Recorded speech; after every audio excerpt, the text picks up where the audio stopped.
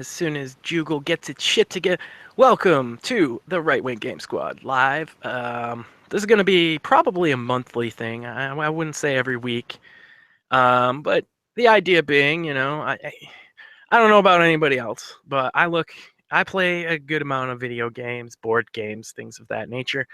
I go on all these fucking media sites related to them or just the games themselves, and they're just full of left-wing degenerate pause and bullshit, social justice nonsense, and it's really infuriating. Um, and so this channel, the Right Wing Game Squad original, as well as the 2.0, because we got showed very quickly for playing Angry Goy, which we'll probably talk about that. Was just to have, right wing guys who play games, because a lot of them do, especially if you look on maybe Steam or other things. I mean, there's like openly fashy right wing people all over the gaming community, completely being marginalized by the mainstream of it. I know I myself have been banned from several major websites for expressing really safe right-wing opinions. I'm not talking about Gaz the Kike's Raise War Now stuff. I'm talking about really, really safe conservative or libertarian positions getting completely banned from PC Gamer Magazine's website. I've been banned from there 5 times in the last 2 years, and I've been also banned from Massively OP, which is a MMO-based website. Which had a kick. They went out of goddamn business, right? Because on their original one had a Kickstarter to fucking raise the new site, and I felt like it's such a niche website, because there's not a lot of really big MMO based websites, and I play them when I can. I have less time now to do that than I used to, and I was like, oh, cool, I'll help fund these guys, and then they banned me for expressing a very safe conservative position on a story about Overwatch. The position was that Tracer from Overwatch. I haven't played the game because I'm not willing to spend $60 on it or whatever, because it's just it's Team Fortress 2. Come on now. But so this Tracer character is basically like a little dyke looking thing, and they put out a comic book related to the characters that it turns out she's a lesbian. Shocker. And so I simply made the comment, no one cares, right? It wasn't even like, oh God, they're pushing this fucking degenerate gay down my throat. It was just like, no one really cared. Like, really, nobody cares. Yeah. Anyone who's really going to be outraged that she's a dyke looking like she does is just not paying attention. And they wrote like an entire article against that point of view because I said it, and they banned me from the website. Dear God. Right? They wanted somebody to. This is what I think. They wanted somebody to come on in the comment section and be like, "Oh God, fucking gays, fuck those fucking dykes." But they didn't get that. So the next best thing they had to look for was like, nobody cares. And then they wrote an article like, people care. Gay people care. We want to be represented in games. And I was like, yeah, but like literally nobody cares. Like nobody cares that she's gay at all. Yep. So they had to do their best, make the best out of, villain out of anything.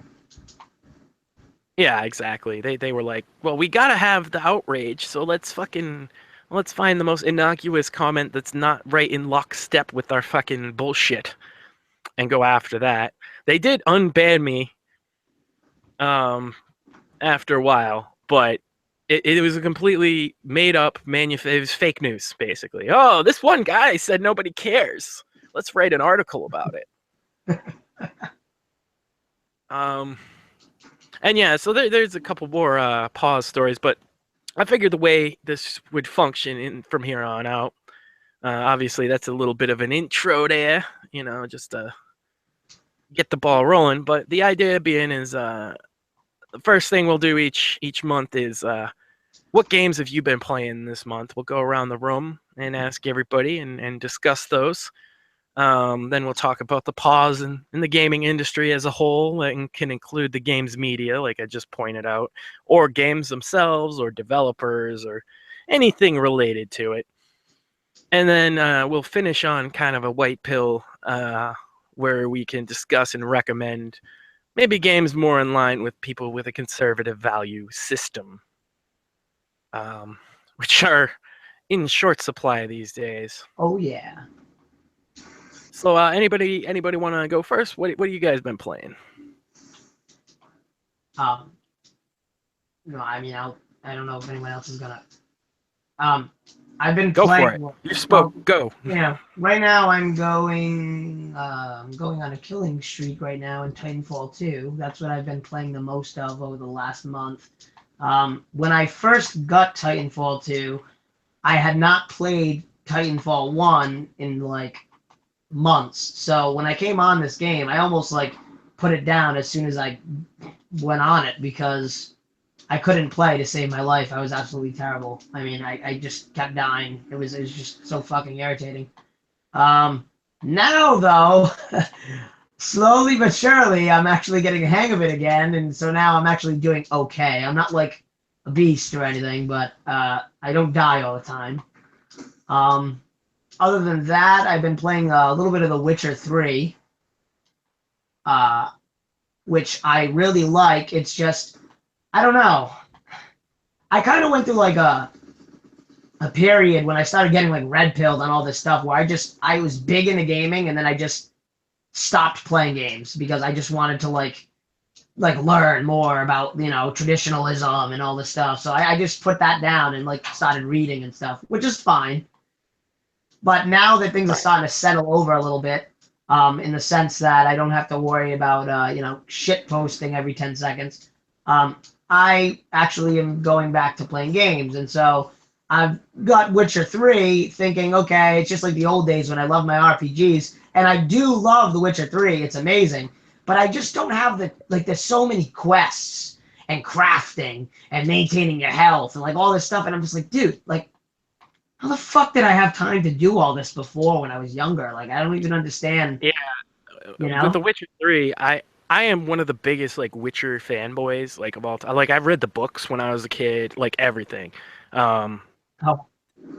And so the first two, you know, I've beaten the first two multiple times. I still haven't beat The Witcher 3, and it's probably the best of the series. Yeah. But yeah, you come to a point, it's like, well, how much time am I really willing to fucking sink into this shit? Exactly. Witcher 3, without any of the expansions, I think it's like an 80 to 100 hour fucking game. And that's assuming you don't do all the fucking side quests and pick up everything and do everything there is to do. I mean, it is a highly conservative kind of traditionalist game in a lot of ways because it's taking from like Nordic mythology and you know, it's kind of a low fantasy setting, as they say, where it's not so fucking idealistically fucking stupid, and you got the social justice elves, the Scoia'tael. You got like all these different factions that clearly have their own thing. I mean, the first game's about genocide. You know, do you side with the genocided elves and dwarves, or do you fucking take up for them? And you know, wow, I didn't know that. It's got some really heavy themes throughout all three games, and it's just a matter of time. Like, I suppose I'm still showing Titanfall 2 here. If you had anything else on that one, I didn't want to jump ahead too quick. Yeah, no, I mean, well, as pertaining to Titanfall 2, I mean, Titanfall 2, what's different about Titanfall 2 than Titanfall 1 is that they actually added a story mode where, well, I mean, Titanfall 1 had story, right? But it was like multiplayer story, which I actually didn't mind. Like, you played missions on different levels, but there was a multiplayer match every time you played. So it kind of like made everybody like either AI or real. It was just really cool. 2, they actually put aside room on the disc for an actual story, which was actually not bad. They did a really good job with the story. I mean, considering it was their first time as a company making a story on a game. Respawn. Well, not their first time. I mean, their first time as Respawn, but Well, these yeah, are as the guys that made Respawn. Yes, exactly. Modern Warfare. Yeah, no. Yeah, I know that. Yeah, as Respawn, I meant. It was good getting everything together, and they did a really good job. So I enjoyed the story. Um, in the multiplayer, they kept it relatively familiar, but they added a lot of really cool shit. So I mean, it didn't get ruined. It's just better. Um, they added a lot of the AI is way smarter. There's a lot more different kinds of AI in the match while everything's going on, so you really feel like you're in a crazy It seems war. like they added the more different types of Titans as well, which to me Yeah, was like one of the limiting, because I played Titanfall 1. I haven't played the second one, but I'm pretty sure there was like only 2 or 3 types of Titans in the first game, and yeah. There was like a light armor, a medium armor, and a heavy armor, and there was yeah, it got old pretty fast. Um, yeah, but adding more variety in that means you're just gonna have more of a variety in the multiplayer matches, I mean, the story that they added, that's great and all, and everybody bitched that there wasn't a single player story in the first one, but the fact of the matter is you're not buying a game like that for fucking single player. If no, you you're are, not you're wasting your money. exactly.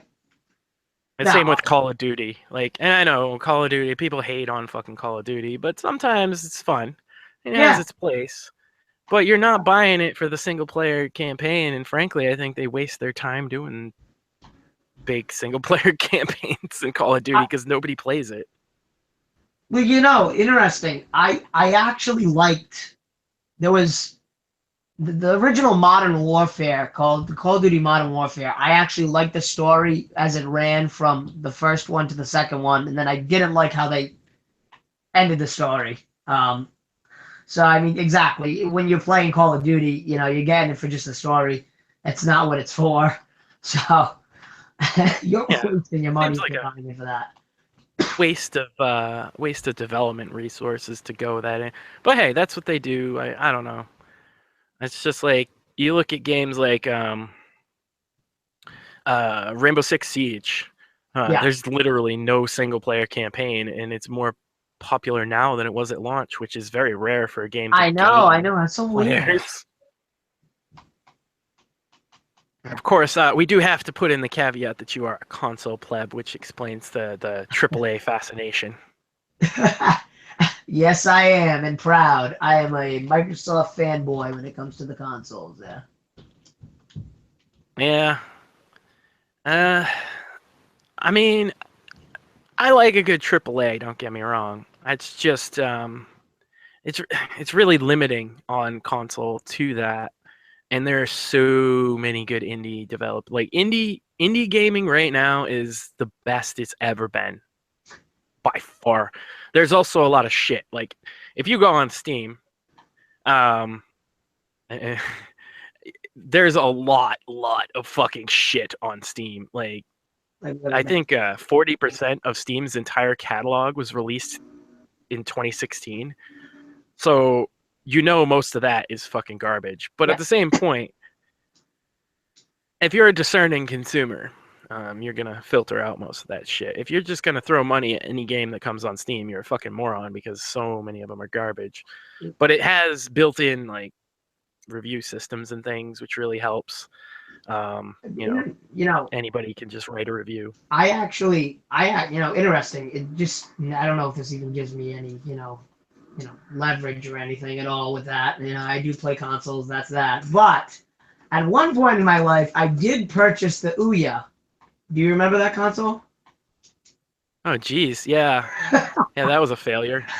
I still have it, and they still update it, and you can root it because it's got like an Android. It's pretty much an Android phone, but you can like root it and everything. Right. And they actually, if you go on to some of the, I mean, that's all it is. It's indie. I mean, that's all. That's all. That's the whole thing is indie games that people make for on a mobile engine. But some of the games are actually not that bad on the Ouya. That it's like some of the games run smooth. It doesn't lag. It doesn't. You don't. And the story's good and it plays well. So I mean, I can understand to a certain extent what you mean by people, Microsoft missing out on a lot of the really good indie titles because they're definitely out there. Well, it's not even missing out. Like, a lot of these indie PC titles just would not be possible on a console because they preclude the use of a mouse. Okay. All right. So, I'm talking games like anything that's strategy, real-time strategy, anything like that. I mean, the best real-time strategy game on consoles is probably Halo Wars, and it's still Yes. infinitely better on PC, right? Just because you have more control. Yeah. You know, there's a reason the keyboard and mouse is, kind of the pinnacle. And that's because you can be more accurate with a mouse than you can with an analog stick. And there's more buttons on a fucking keyboard. So you can have more hot keys, hot bindings, and shit like that. So they do miss out on a lot, like whole genres of games will just not see the light of day on console unless they sacrifice something. I mean, League of Legends and World of Warcraft are two of the biggest games on the planet, and you will never see them on a console because you can't. Yeah. It's not possible. Fortunately. That's actually that's another game that I did play actually recently. The Halo Wars 2 Blitz beta. I played that recently, and that was actually really fun.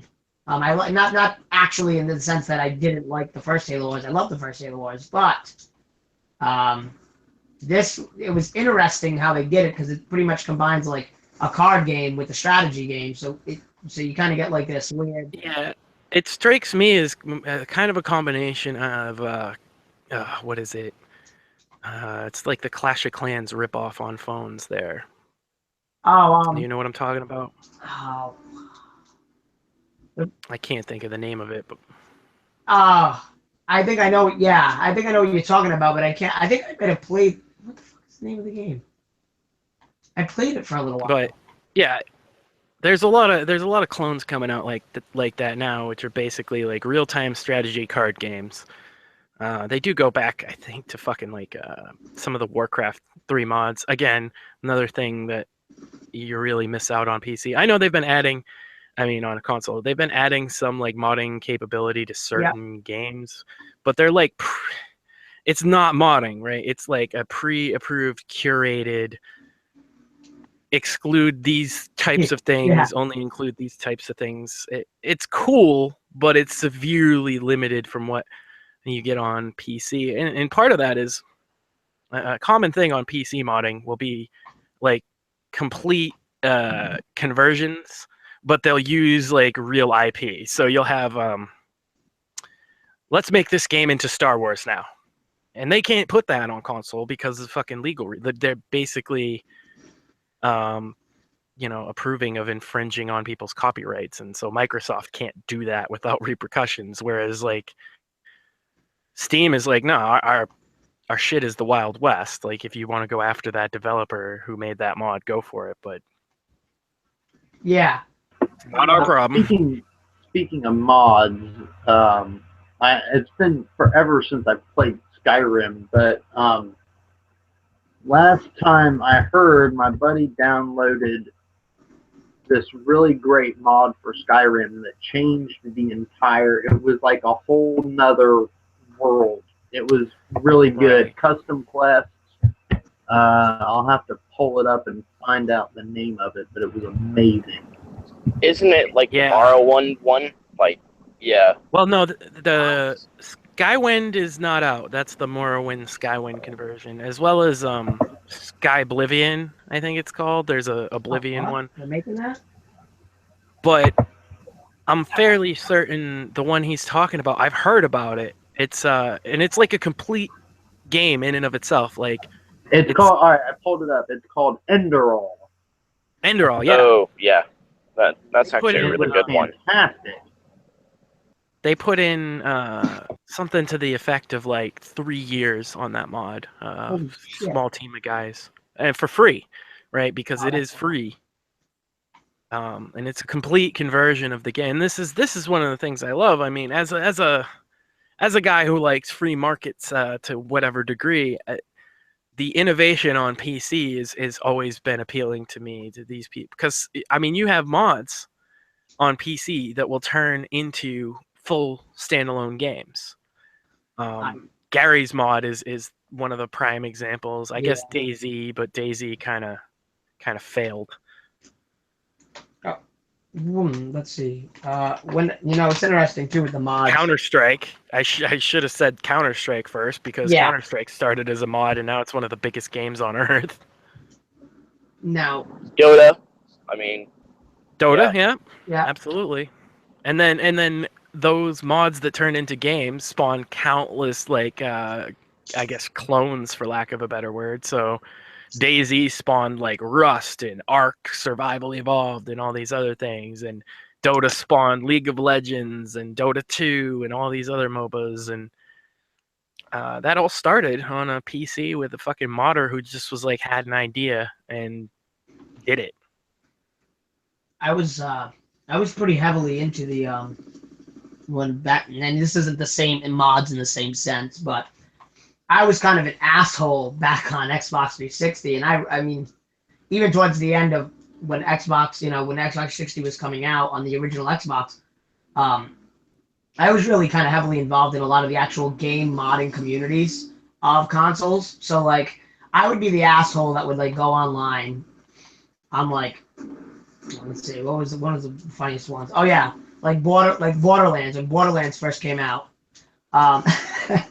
I would go online with like day one, like level like 16 million and something, and like I'd go on there and like people would be like, oh my god, it's a developer. Oh, can you tell us something? And I would like make up like these crazy stories and like tell people like, oh yeah, there's gonna be like these crazy things coming out soon, and I would have like unlimited health and like and things that weren't possible. I got banned so many times off of Xbox Live. Like modding, like. But only PC gamers cheat there, Goy. Consoles don't have any cheating. That's what everyone tells me.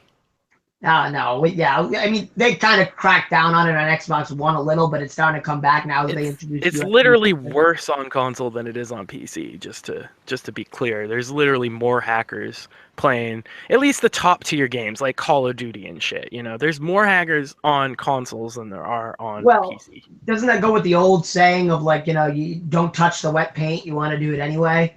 Consoles are so restrictive, so more people want to break that and do it. Whereas like I had it's just speaking of mods, I had a video here of my favorite. You might get a kick out of this. It's a Skyrim mod. Oh my god! I saw Thomas the Tank Engine before I did this part. I was dying.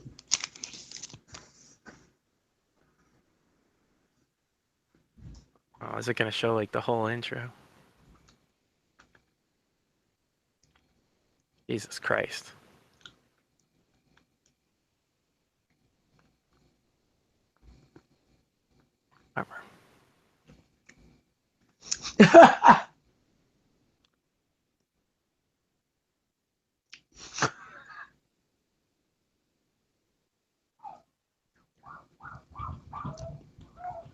The fucking Macho Man Dragon mod. If you fucking awesome. If you get the chance, it's worth playing. I believe it's for the new updated 64-bit Skyrim as well. So might be on the. I'll take the mod store. I can check that. You got it. I got the mod store because I can't. I don't got a PC. There's one in Fallout 4 as well. It's like, I think it's the Death Clause. What? Macho Man Death Clause?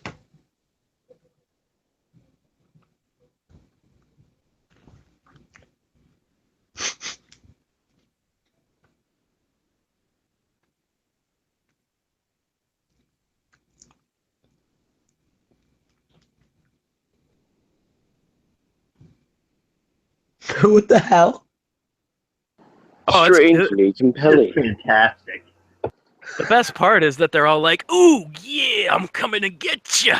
Oh my god. Yeah, it's good stuff. But yeah, anybody else got any games this month before I go into mine?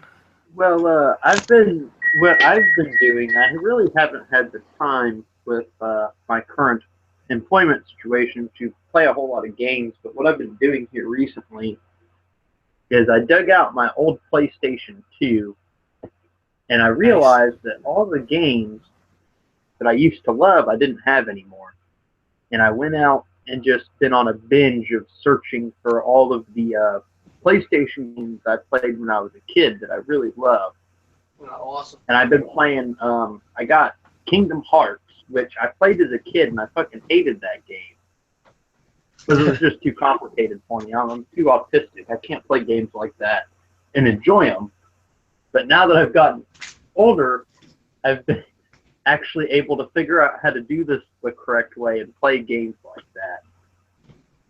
Yeah, I usually shit on anything and everything Japanese games because it's just not my thing. But Kingdom Hearts, I actually really enjoyed that game.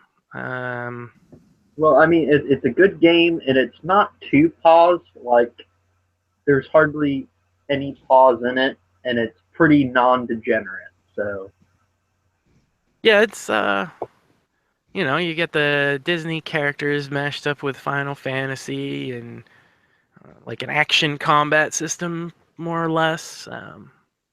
Yeah, it was a fun game. I know they've made like 4 or 5 more or something, or 3 more yeah, or whatever. insane. But You have to have like every system to play like the entire main story of Kingdom Hearts. It's fucking ridiculous.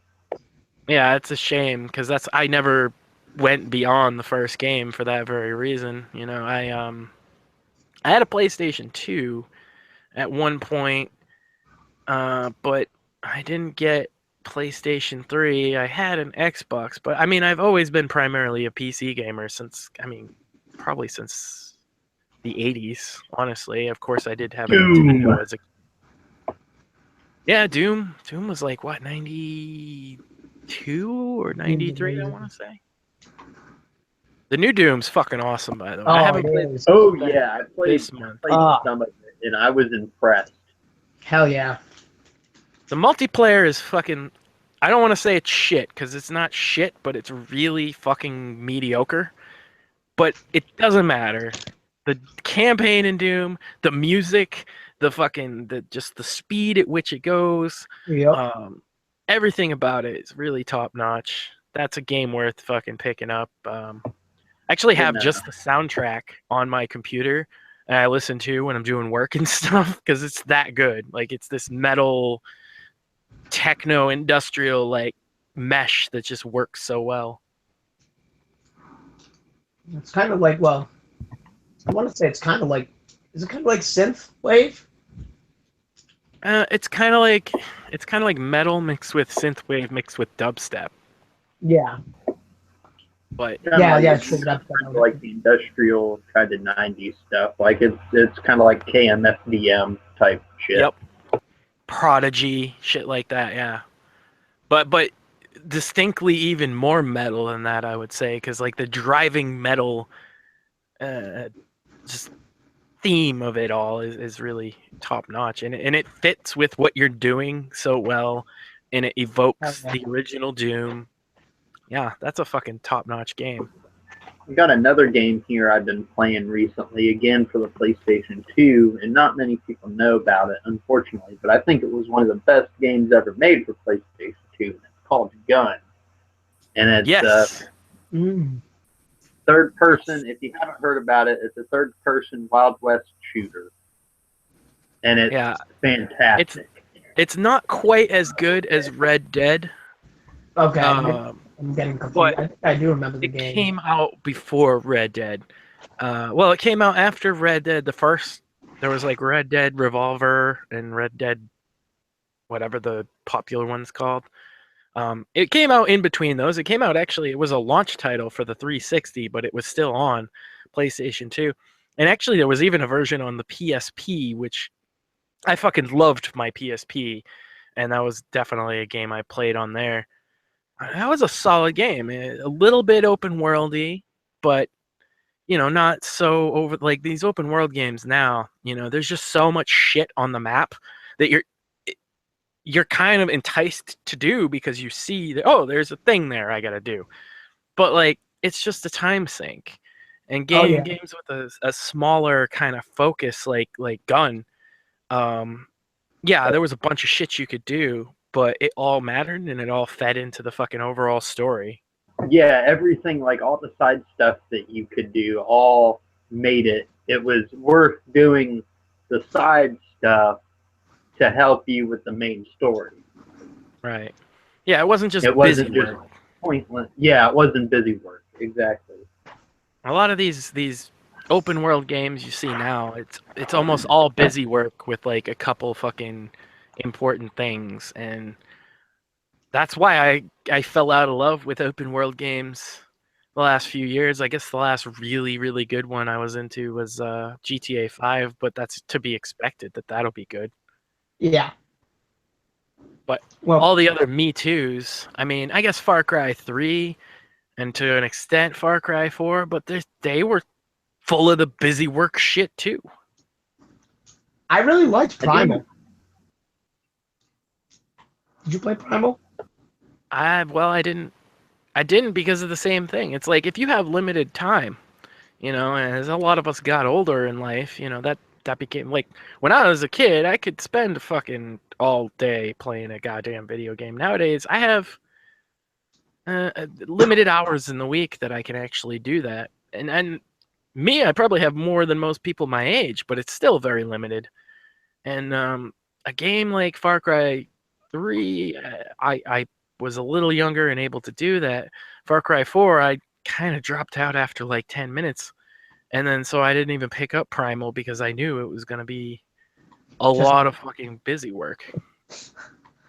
I just felt like it was pretty amazing to play a game that was like, caveman style, but it was so like well done. It wasn't like corny or weird. It was actually like, you had like a village and stuff you had to get food for and things like that. It was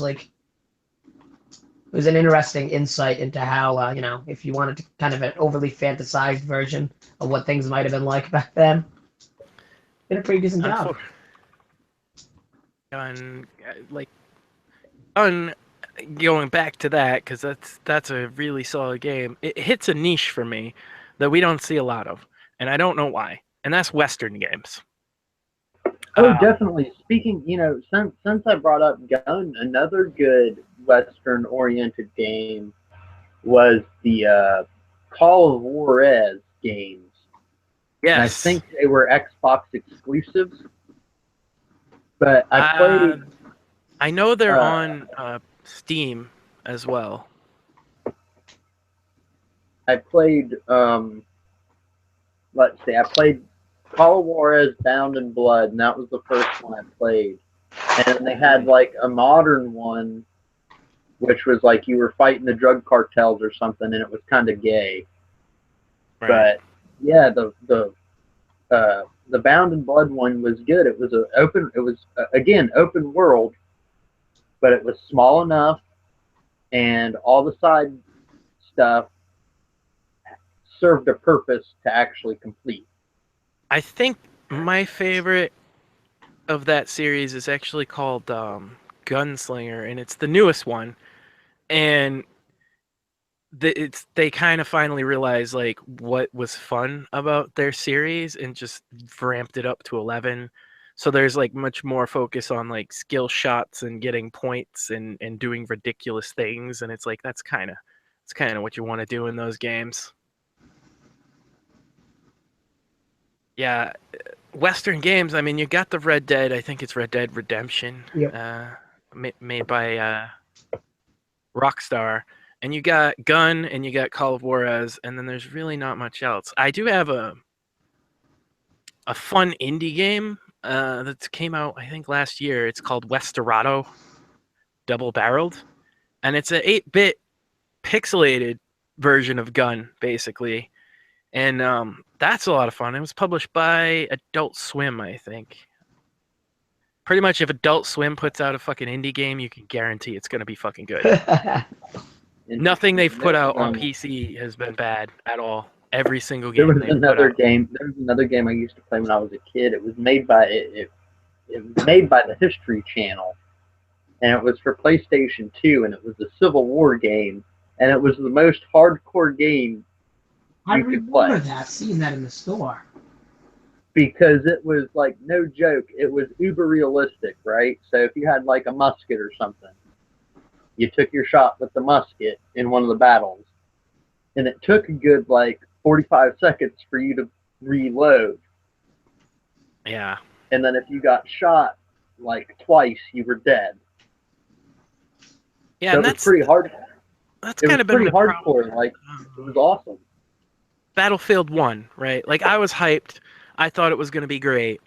And I know a lot of people really love it. But first of all, why is World War One full of niggers? Like, Yeah, I know. Oh, you're gonna I know. breathe. Breathe. but then ignoring that obvious problem, right? And you go to the secondary problem. Why is every gun in World War One semi or fully automatic? Because that's not accurate. Not It's at not. all. Well, I think I wouldn't call myself the resident gun nut on like in this particular chat because I'm sure most of you are into firearms, but there were the guns that they introduced in Battlefield 1 were developed at the time, but they all kind of went into full production towards the end of World War One. And they were uncommon. Didn't see, That's what it is. they were extremely uncommon, but it was cool to see some of these obscure guns because you got to think the guns they put in Battlefield 1 were made, they just entered production towards the end of the war. And then by the time World War II came around, they were pretty much obsolete. So these are all, quote, wartime firearms that didn't see much service in battle. And that's what makes them pretty rare. And it gives people an interest into the history of firearms itself. And that's why I like games like Call of Duty, because, you go to a gun range or something and you have some of the cool toys, you'll have kids going out shooting with pops or whatever, and they'll come up to you and say, oh, hey, that's like a Glock 18 on Call of Duty. Yeah. Or that's, so it does provide a purpose for the younger generations to get into firearms and that sort of thing. But I'm just kind of an autiste about war games, and I shouldn't expect much from Battlefield because I know it's like a more arcadey style. But like you can even see here, like, how many fucking shots to the chest do you take before you fucking go down? Well, realistically, one, right? Yeah. I understand it's like a gameplay balancing thing, but you end up in these stupid like strafing contests with other guys in a lot of these games, and that's just not. It's not something I'm into. If I were to want to play a World War One game, there's actually a really good one called Verdun, which is super simulation, but that's what makes it awesome. It's trench warfare, and you pop your head out of that fucking trench, and it's gonna get taken off. So you gotta, move up slowly and hold the line, and actual tactics that were much more common than run around like fucking Rambo in Battlefield 1. Exactly, and that's why I don't like games. They're fun to play, and they're only really meant for the online playing. And I haven't had the chance. I don't have the time nor the money to invest into getting something to play Battlefield 1. But right. I heard the story was okay, like the main campaign was all right, but just seeing the multiplayer action, and it's like this is more set up like a World War II Call of Duty game where people are just running around with full autos shooting at each other, and it's like World War I was mostly trench warfare. There were very little times where they were actually in cities. Well, I can't lie, it's fun, right? It's fun in bursts for me, but that's about it. And with my limited amount of time, like, we keep harping on that because we're fucking old, I guess. It's like, do I want to play something that's a little bit fun, or do I want to play something I more prefer? And I guess that's the beauty of having all this fucking variety. Now, like when we were kids, there were like 2 good games a year on the Nintendo, and that's what everybody played. You know, or you'd get that shitty game from somebody in your family who knew that you liked video games, and so they just picked whatever one was the cheapest, and so you'd end up with the fucking game, and nobody's ever heard of it, and it's terrible. Like, but you'd play the shit out of Power it. Beach Bandits. My favorite was Astinax, was the one I got for NES as a Christmas present, and it was just god awful. But I beat that fucking game, even though it's notorious for being like super hard. And it's like, well, because you only had like 3 games. Yeah. Well, and Kids another today- thing that I love to play is Gauntlet, like the one for like the Sega Genesis. That was my favorite. Oh yeah, the old Gauntlet game. Yeah, and they weren't masterpieces like a lot of the games that we remember fondly as kids, but you had only so many games. Like parents today seem to be more willing to buy their kids games, but like it was still seriously taboo when I was a kid anyway in the 80s. Like you got your kids video games? Like you're letting them play? As a matter of fact, there were several years where I wasn't allowed to have games in the house. My mom was like, "No, you play too many games." It's like literally me and my friend.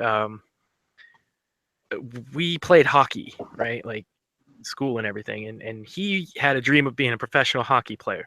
So we would go to school, but before that, we'd get up and play like 2 hours of fucking practice in the fucking driveway. After school, we'd do hockey practice.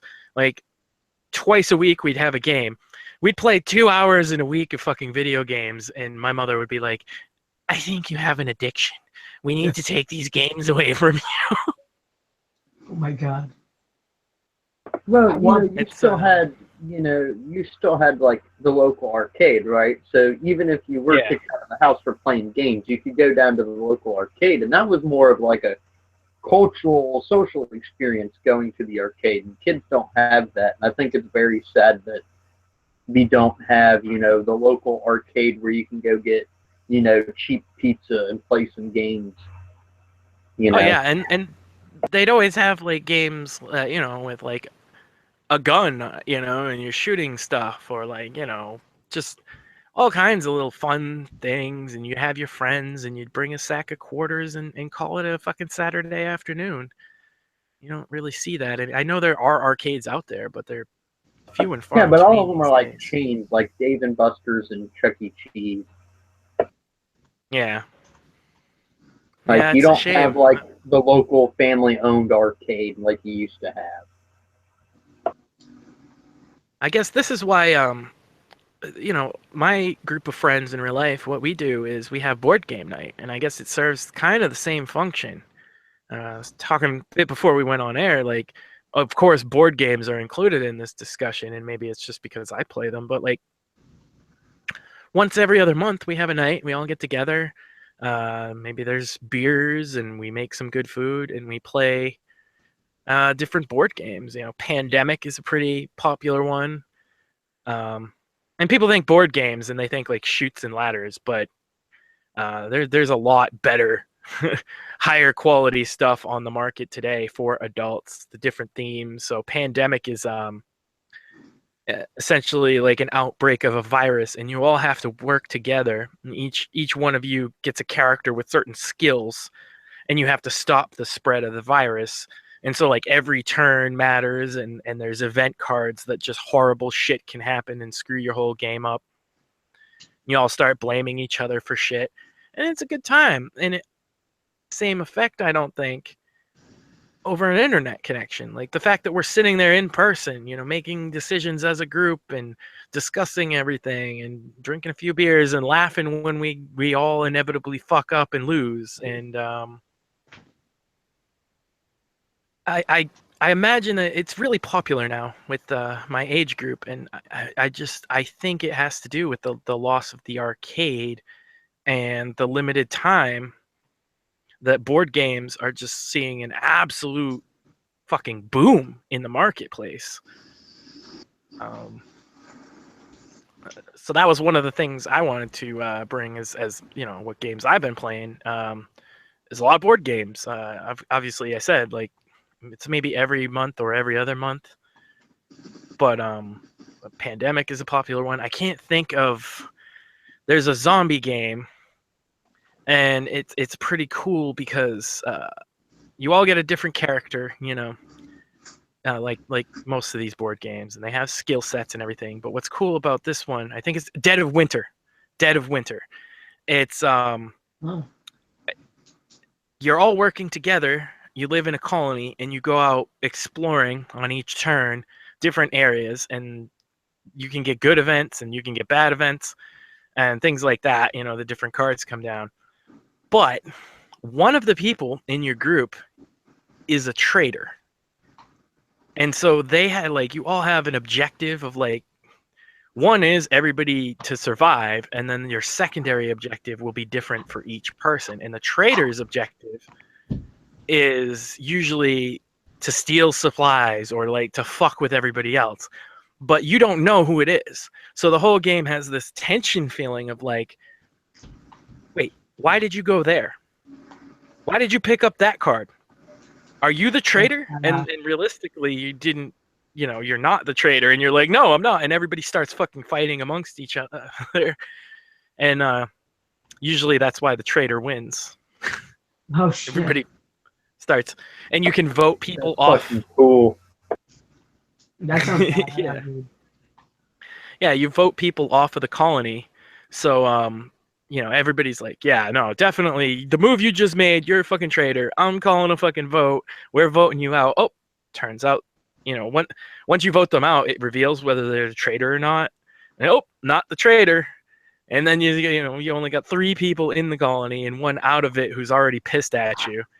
And you got to figure out which one's the traitor. Ooh, I wonder who the traitor could be. It's not me, I swear. Yeah, that's a good one. It's kind of in the vein of like a mix of like Pandemic, like I said, and Avalon, Resistance, Werewolf, Mafia. I don't know if you guys are familiar with any of those, but social deduction games where you got to figure out who's the bad guy, you know? Kind of like Resistance is good for that. Guess Who. Yeah, I guess to a degree. Like Mafia will be, you know, let's say you have 8 people, 3 of them are in the Mafia, and the rest of them have different roles in ways they can kind of try and figure out who the Mafia is. But like, the only people who know who the Mafia is are the Mafia. So everybody else is suspicious, and so of course, if you're in the Mafia, you're gonna lie and you're gonna say, "Well, I'm a town crier, right? I'm not Mafia," and so they're not gonna trust anybody who gives the like, "I have this information," and they're like, "You're the fucking Mafia," and each night the Mafia gets to kill somebody, so they're picking people off, and yeah, it leads to some fucking arguments. I mean, these kind of games, you got to play them with friends who fucking understand that it's just a game, because sometimes people do get salty and it ruins friendships. Really? Oh my god. Yes, sometimes people just can't take it in the context of the game, right? But my group of friends, like, we love that shit, The and it's half the autism fun. is real. But yeah, sometimes people are like, "No, you called me the fucking traitor. I wasn't the traitor." Get all pissy, and it's like, dude, that's the game, man. That's the game. I guess there is a downside to the IRL board games, but it's a lot of fun, and it's more productive and more social than just playing a goddamn game online. And I wish we could do it more. That's my only, like, I wish we could do once a week board game night, but unfortunately, just like me, they all have shit to do, you know?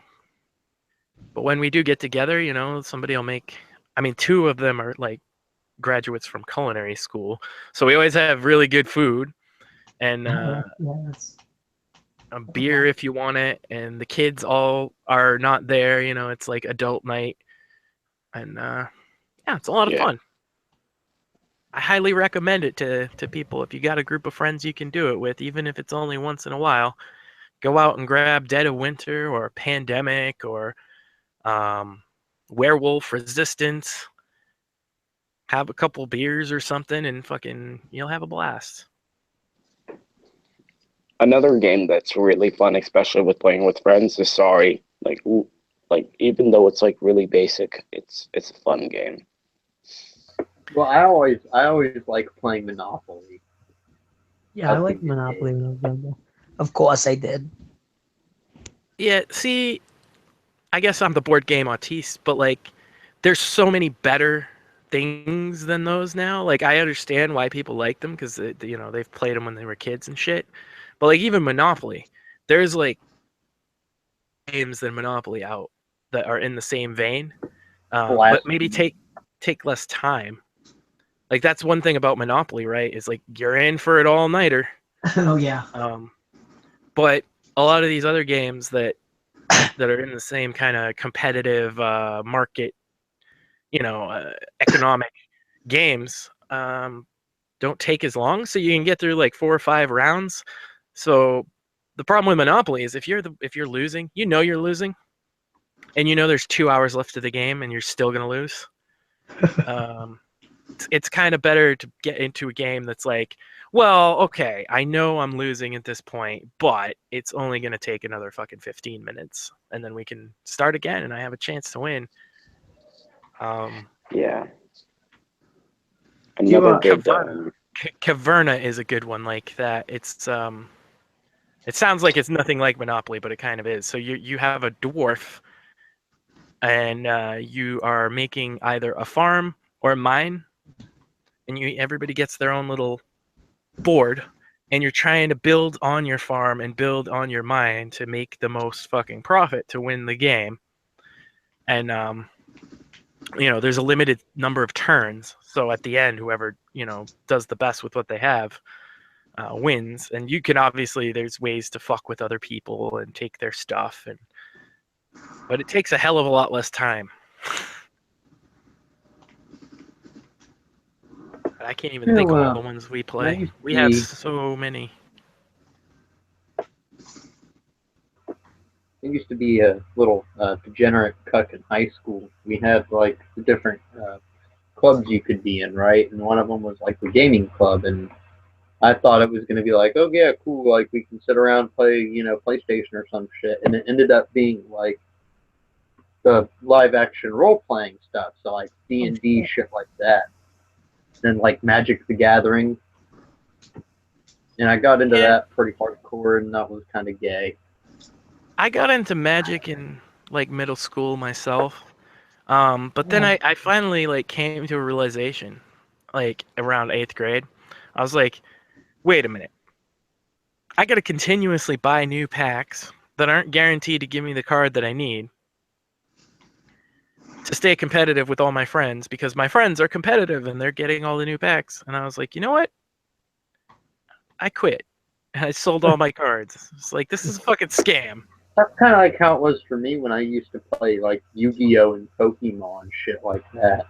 I used to be so like I still have all my old Pokemon or my old Yu-Gi-Oh cards, but my little brothers and shit, they're in the Yu-Gi-Oh, and their cards are like nothing that I used to have. It's fucking insane. It was the same thing with me. I mean, yeah. And this is one where I'll take the exact opposite, right? So with board games, I don't like the digital ones, but with collectible card games, the last couple years, digital collectible card games like on your phone and shit have really taken off, and there's some really, really good ones. And I haven't spent a dime on them. Like Hearthstone's the most famous, the World of Warcraft card game. It's all digital. Now I've played shit tons of that. It's really fun. I won't say it's not, but I kind of got past that phase. What I've been playing right now, on my phone, like when I'm on the fucking toilet or something, is Plants vs. Zombies Heroes, which is a card game. And yeah, Plants vs. Zombies, everybody will immediately laugh like that's like a kid's game, but the card game is really fucking good. See, And if I've I'm never playing felt a like I card needed to game, spend money on it. if I'm playing a card game, I want cards in my possession. Well, Maybe that's just me, but I well, want where to I would, have the shit so I can look at it. I totally get that, and I would say that about most card games, but these ones, that like Hearthstone, like Plants vs Zombies, and there's others, they take advantage of being digital in a lot of ways, right? So they have mechanics that you couldn't have if it was a physical card game. Um, maybe this card spawns, 50 creatures, or maybe this, you know, just different things that you would have to have another physical set of things in real life to do, or you just couldn't do because it's, you know, not possible with a physical card game. And so that's what I like about them, is that they embrace that they're a digital card game rather than just do. Because like when Magic puts out games, I always like think maybe I should try it. Like maybe I'll like the digital Magic, and then it's literally just Magic. Like there's no unique twist to it. There's no. And I'm like, well, if I wanted to do that, I'd probably just go to one of these tournaments up in Boston or something.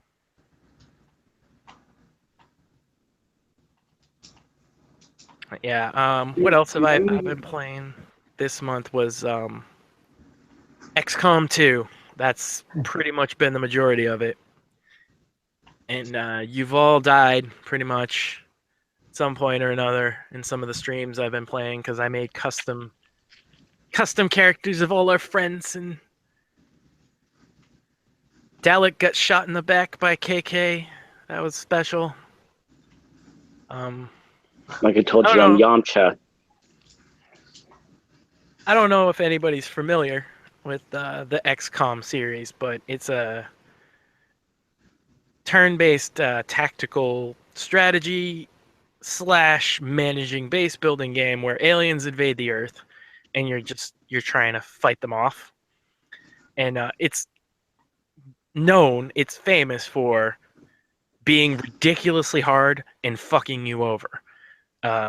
Your guys die, and that's it. They're dead forever, right? So you level a guy up, give him all the best fucking weapons and shit, and he's just fucking dead. That's it. Ooh, that would piss me off. I couldn't play games like that. It does piss me off. I've been playing it on stream on this channel, actually, and I've had to restart the campaign after like 3 or 4 missions several times now. But I kind of like the Total War games are cool because they give you like, somebody dies, right? They die, but you always have the option of marrying off like your daughter or some shit. So you can get like new field commanders. Well, you can buy leveled up soldiers and shit in it. So, but the thing is like I'm naming all these people and making like the custom, appearance and their face and what they're wearing and all of that, and naming them after myself and Asa and Alex and Dalek and even KK, right? And so just inherently you feel a little more attached to them than you should. Like generally when you play XCOM, if you don't do that, it's just a bunch of no-name plebs that you only start to care about when they're really leveled up. But the fact that I've done this, I'm like, oh my god, I just lost Max, Zach, Asa, and Alex on the same mission. Like, this is over. It's all over now. I have to start over. Even though technically I really didn't. It was just like I lost them. I can't. But it's been fun playing it on stream like that. Like that's how you should play a game like that on stream, right? Just like let it happen. What you can do in the game when you're not there's Iron Man mode and there's regular mode. In Iron Man mode, you don't get to choose saves. It just saves, and if you fucking die, you're dead. That's it. That's Iron Man mode. In the regular mode, you can save it whenever you want. And so if something really bad happens, you can kind of, and they call it save scumming. You can go back to a previous point in time and try it again. But that's not fun on stream to try the same thing 50 fucking times. It's more fun to see me rage, and I am pretty ragey in some of these streams.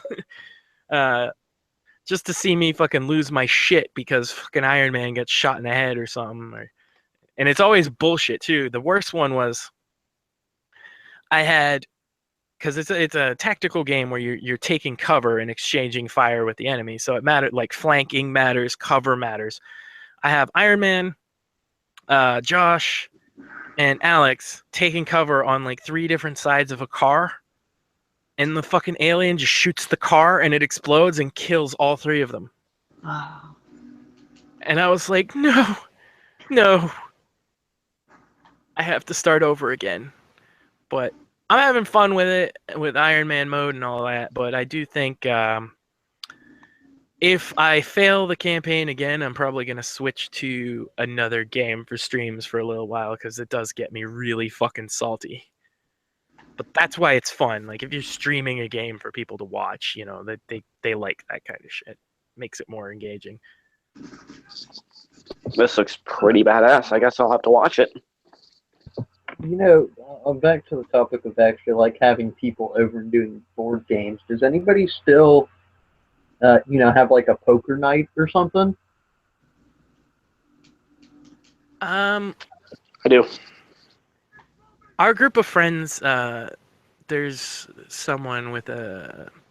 We couldn't have poker. They have a gambling problem, so that's why we do board games.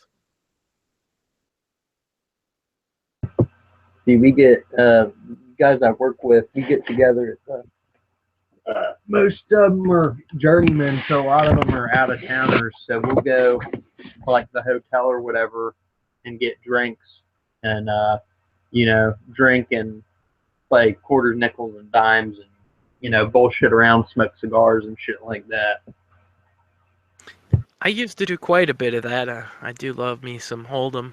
I played in casinos a couple times. As far as like a tournament setting, you know, $20 buy-in, and never anything crazy, right? Because I don't gamble, you know. It's just about like you have to have a little bit of stakes for it to be fun. If you're playing poker, if you're just playing for chips, it's kind of silly.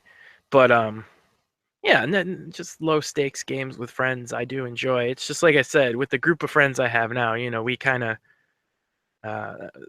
one of us had a problem with gambling, so we said, no, we're going to stick to other kinds of board games because that was brought up. It's important to look after your circle of friends, though. That's something that a lot of people I don't think really do, is they don't watch out for their friends like that.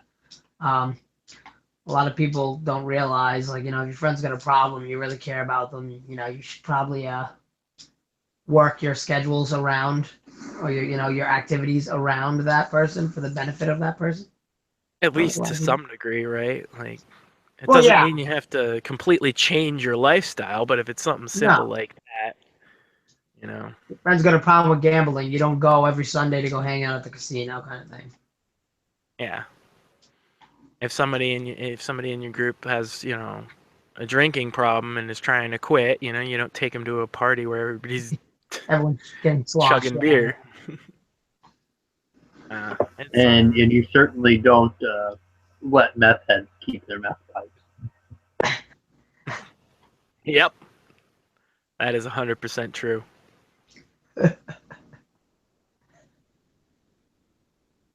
Other than that, now I'm looking at like what video games have I played this month besides XCOM, Darksiders War Mastered Edition. I played a little of that it's pretty much all the games I've played on stream. So if people think I play too many fucking video games, look at my fucking stream. It's been like 6 hours this whole month. Yeah. But that's why I have the stream too. It's like it gives me an excuse to spend a couple hours. I can tell my wife, yeah, I'm just streaming games, you know, a couple hours here and there. Yeah, Darksiders was a game years ago with a kind of cool little neat concept where the apocalypse started and you play as War, one of the 4 horsemen of the apocalypse. And oops, the seventh seal wasn't actually broken, and now you're in trouble. You started the apocalypse early, and so you're trying How the to. fuck do you get in trouble for starting the apocalypse early? Well, they're like, I'm trying not to be too spoilery with it, but yeah, he starts it before the seventh seal is broken, and he gets told you have to go back to Earth and fix this. Basically, you have to make things right. So he's trying to figure out. You got to go back. But it's pretty cool. Like it has a very like masculine art style, I guess you could say, where he's fucking jacked as all shit, and he's got like giant swords twice as big as him, and everything's over the top. It's a bit similar to a cross between like a Legend of Zelda game and God of War. That's the best way to describe it. Speaking of God of War, have any of y'all seen the stuff for the new one coming out? It looks fantastic. Oh yeah, it's Dad pretty of War? fantastic. I think Dad of War looks awesome. It really does. It's too bad I won't be playing it because it's a console game. God damn it! All right, well, I'm gonna go ahead and get going. I gotta go to work. See y'all later. Peace. All right, thanks for coming by, man. I didn't really have any other things I had played, so. Ooh, I got another thing I've been playing. I've been trying to get through the Assassin's Creed series. That's been fun. Yeah, I've played. I think I've played everything in that series up to 4 at some point or another. The third and the fourth are my favorites, although everybody seems to hate number 3. But the fact that it takes place during the American Revolution kind of hits a nerdy. Oh yeah, that was badass. Just something about that time frame that it's. I mean, say what you want about we was assassins and shit, and half-breed native boy running around killing Englishmen. It was still a cool game. Yeah, I didn't really think that much into it, but yeah, I mean, their whole series is multi-culty bullshit to some degree. You just kind of suspend disbelief for a little bit. The best one, that's one of my favorite. I like those games for all the wrong reasons. It's like, the whole political stuff that comes along with those games is like you want to have the Templars win. That's true. 3 did more of that than any of them too. Because that's all kinds of spoiler territory. But yeah, like basically, it's not so cut and gray in that one, where the Templars aren't necessarily the bad guys. You start seeing different side of things. The fourth one is objectively the best, though, with all the piracy and shit. And I'm so far behind. Like they've made like Assassin's Creed is kind of like Kingdom Hearts to me, where they made so many like in betweener games for different consoles and shit that like I want to play like the main storyline. I guess I never thought about that because they're all on PC. Like I just want to play the main storyline, and they have like you have the first one, right, and then you have the second one, right, and then after the second one you had like Brotherhood and Revelations, and then which are both technically those both are part 2, right? So that the part 2 storyline in and of itself is a trilogy. Yeah, that's fine. And then you have Assassin's Creed 3, which was really good. Yep. And then 4, which was really good. 4 Black Flag was fantastic. I haven't played any that came out after that. You have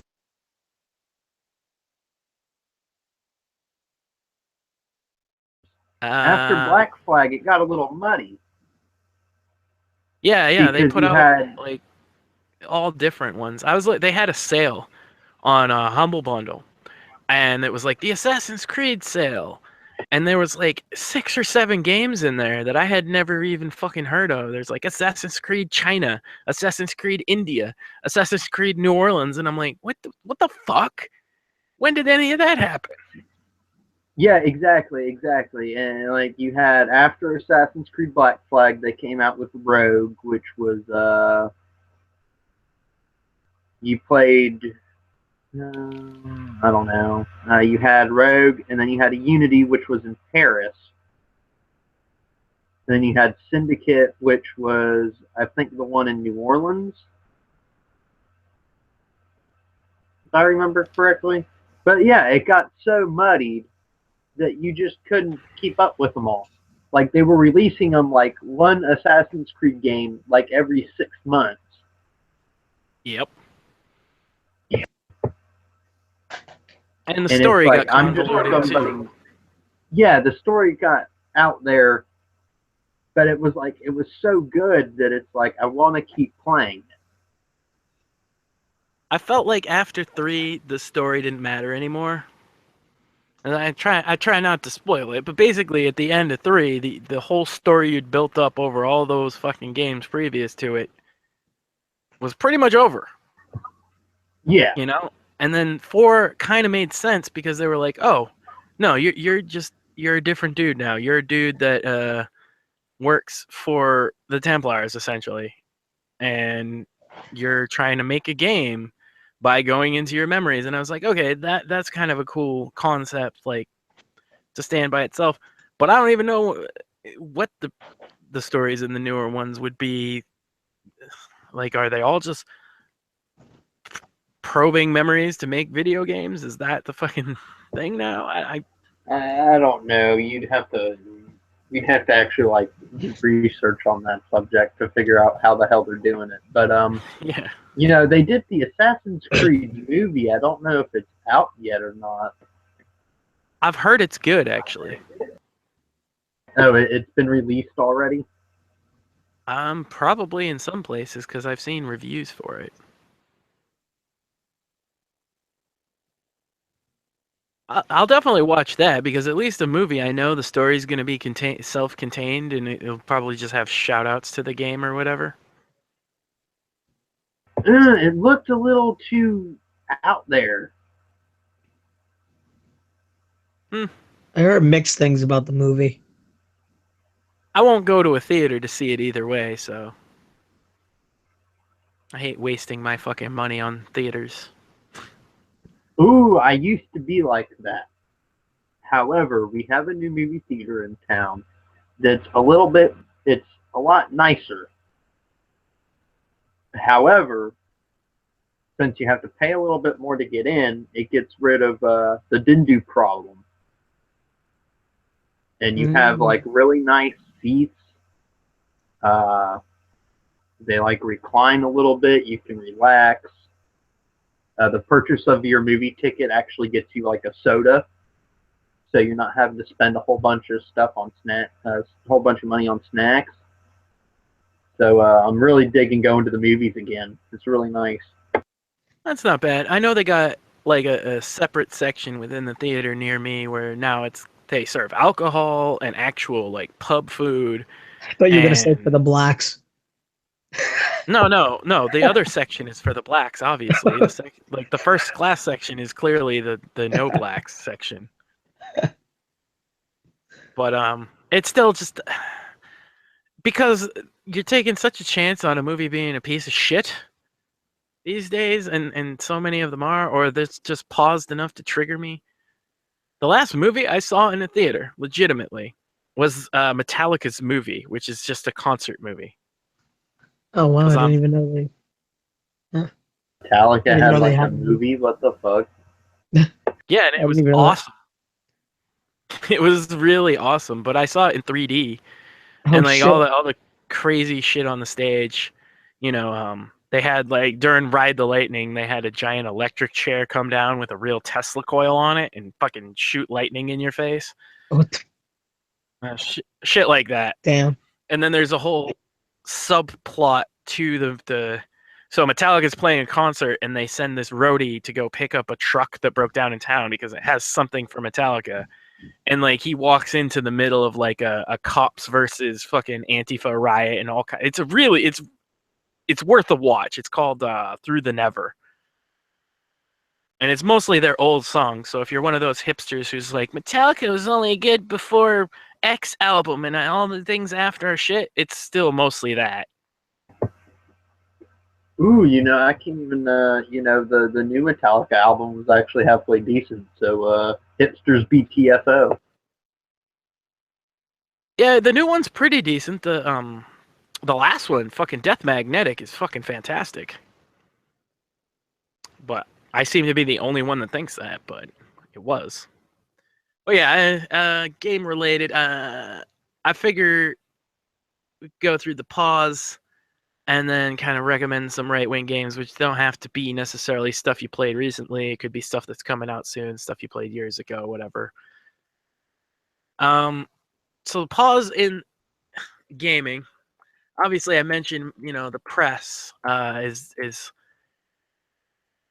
Does anybody know, and I'll leave this, for people who comment on the video as well, of a website that covers gaming news that doesn't have a left-wing bias? Because I don't. I can't find one for shit. But I figure after the whole Gamergate thing, there must be one somewhere, and I'm just not seeing it.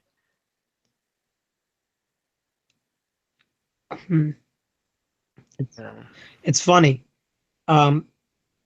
When I was, when I was in the libertarian thing, I was dying to find a gaming site that was libertarian that did gaming, and even that is a rarity. They do have one. It's like libertariangaming.org, I believe it's called, and they actually have one site that does do it. I mean, but it barely gets updated, so it's kind of a letdown. So I can't even imagine. I mean, I think Breitbart might actually have a segment on video games on their website. Yeah. But it's not, all the I big know what you ones mean. that cover games, it's always like God, PC Gamer. Obviously, I grew up on PC Gamer magazine. Like that was, I always got it, and it would always have a demo disc of fucking games and shareware and shit, and it was. Oh, that's such a throwback, man. The demo disc. Yeah. Back in the day when you could figure out if a game was shit before you bought it, they don't like you to do that. Oh man, that's like Xbox magazine. I wish that idea came back. Like, I would love to get like a disc from PlayStation again that had like some of their big upcoming titles that you could sample like half of a level on or something and see. You got to feel for it before you buy it. You know what I mean? In the day and age of downloads being so easy and free on all these consoles, you'd think there'd be more game demos. Yeah, there's like none anymore. That's right. There's like never any. And the reason, and I guess this will trigger the libertarian autiste in all of us in some way or another, but the reason that a lot of these game companies claim is because they just don't want to expend resources on a demo as a separate thing. But what happens is you get these fucking games. The best example I can think of recently is No Man's Sky, right? Everybody was so hyped for that game because of the promises. I didn't even hear about it. What was that? It seemed pretty cool. It's basically an exploration game that would like procedurally generate the worlds, and they made all these fucking promises, like, oh, you're never gonna run into the same planet, you're never gonna run into the same kind of animal. Oh, was that? I think my buddy was telling me about that. It was like the map was supposed to be like one of the most biggest maps ever made or some shit. Yeah.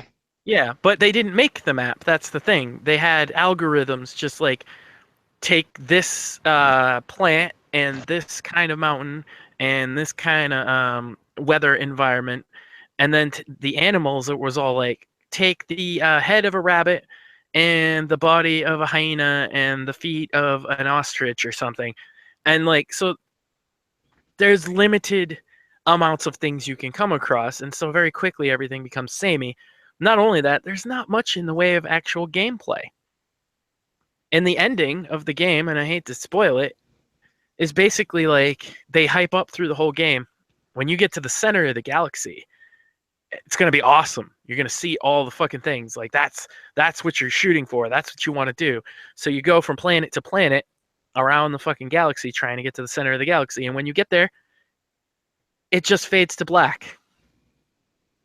That's the ending. It just fades to black. What? Tells you. Really? Yeah.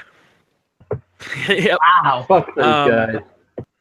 Oh my god. So they made all these promises that it's going to be this dynamic, procedurally generated, all randomized worlds, so you'll never come across the same thing twice. But pretty much everybody who played the game is like, yeah, no, there's like 3 kinds of worlds and like, 10 different kinds of animals that are all just interchanged parts from other animals, and it's stupid.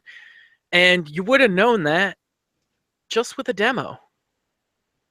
But instead, people got suckered in for $60 by literal lies. Literally, the developers were lying about what their game contained. And I think there's probably a case for a class action lawsuit against them because they said it contained multiplayer. There is no multiplayer in that game. Yeah, they said that And they made it sound like extra weird too, because they were like, yeah, there's multiplayer, but because the universe is so big, you'll almost rarely ever run into somebody. Yeah, and it was proven within a couple days of them making that comment that no, like people went to the exact same point in the fucking galaxy or whatever. Oh my god. They couldn't see each other. And people data mined it. Turns out they didn't even make a character model for your character. So there's there's not even an avatar for your guy in game for somebody else to have seen. So they didn't even plan to put multiplayer in it, and then they lied and said, "Oh yeah, you're going to be able to fly in ships with your friends and take on like big space stations." And they lied. They flat out lied. And a demo would have solved a lot of these fucking issues about their lie, and that's why they didn't want to do it. The big AAA publishers want to be able to lie to you. That's all there is to it. Wasn't No Man's Sky technically an indie game? No, you could say it was an indie game in the sense that they were an indie studio prior to this, but they were funded by fucking Sony. Okay, yeah. Sony bought them so that it wouldn't be on the Xbox, basically. Of course, it's on PC as well. And look, a lot of people like it, particularly console gamers, and I can understand why. There's nothing else like that on console, but there's a lot of games like that on PC. These giant exploration games with a lot of crafting. Yeah, on there's Xbox, tons of them. I actually own it. I have Elite Dangerous. Yeah, Elite Dangerous is a far better game, actually. Yeah, I like it. I think it's like amazing how large it is. The problem with Elite Dangerous is like I can never fucking land the fucking craft. You can actually you can get a fucking a docking computer that'll do it for you. Yeah, see, but I wouldn't even know where to start to like get that, because it's just so like okay, click this, pull this down. It's realistic. It's a game for autistes, let's be real. Like Elite Dangerous, Euro Truck Simulator on PC is a big one that's like that. Like it sounds stupid, but Euro Truck Simulator is one of the most popular games on Steam. Is that driving a semi through a crowd of young white people? All except that last bit. Oh my god. Yeah. No, it is interesting that could be the spin-off now, but really autistic, driving a semi throughout Europe game, and you run your little truck company and make money, and that's literally the whole game. Elite Dangerous is basically the fucking space version of that. Yeah, it's nuts. I mean, you're looking at it goes by like, I think like real world time too. Like if you don't use like the hyper drives and all that to get to the planets, it says like 54 years away or something like that, like or some crazy number like that. It'd be like I actually think if you did it, it would actually take that long to get there. If you just, but you'd run out of fuel because you need fuel. So like, I've been playing Star Citizen as well, oh, which I a lot of believe people. that. Yeah, well, get a PC. Yeah, You can play it Fuck. right now, and it will never come. They've already said it's never coming to console. It's not. The consoles can't handle Star Citizen. You know, But Project Scorpio. All right, Project Scorpio. no, we've already seen what Project Scorpio specs are. It's not going to be able to handle Star Citizen. But regardless, a lot of people will compare Star Citizen to No Man's Sky. Oh, they're overpromising. They're saying, but like the difference is, No Man's Sky was a game that they never show much gameplay of, and it was just you get the developer saying, "It's gonna have this, it's gonna have that, it's gonna have the other thing, it's gonna have everything you'd ever wanted."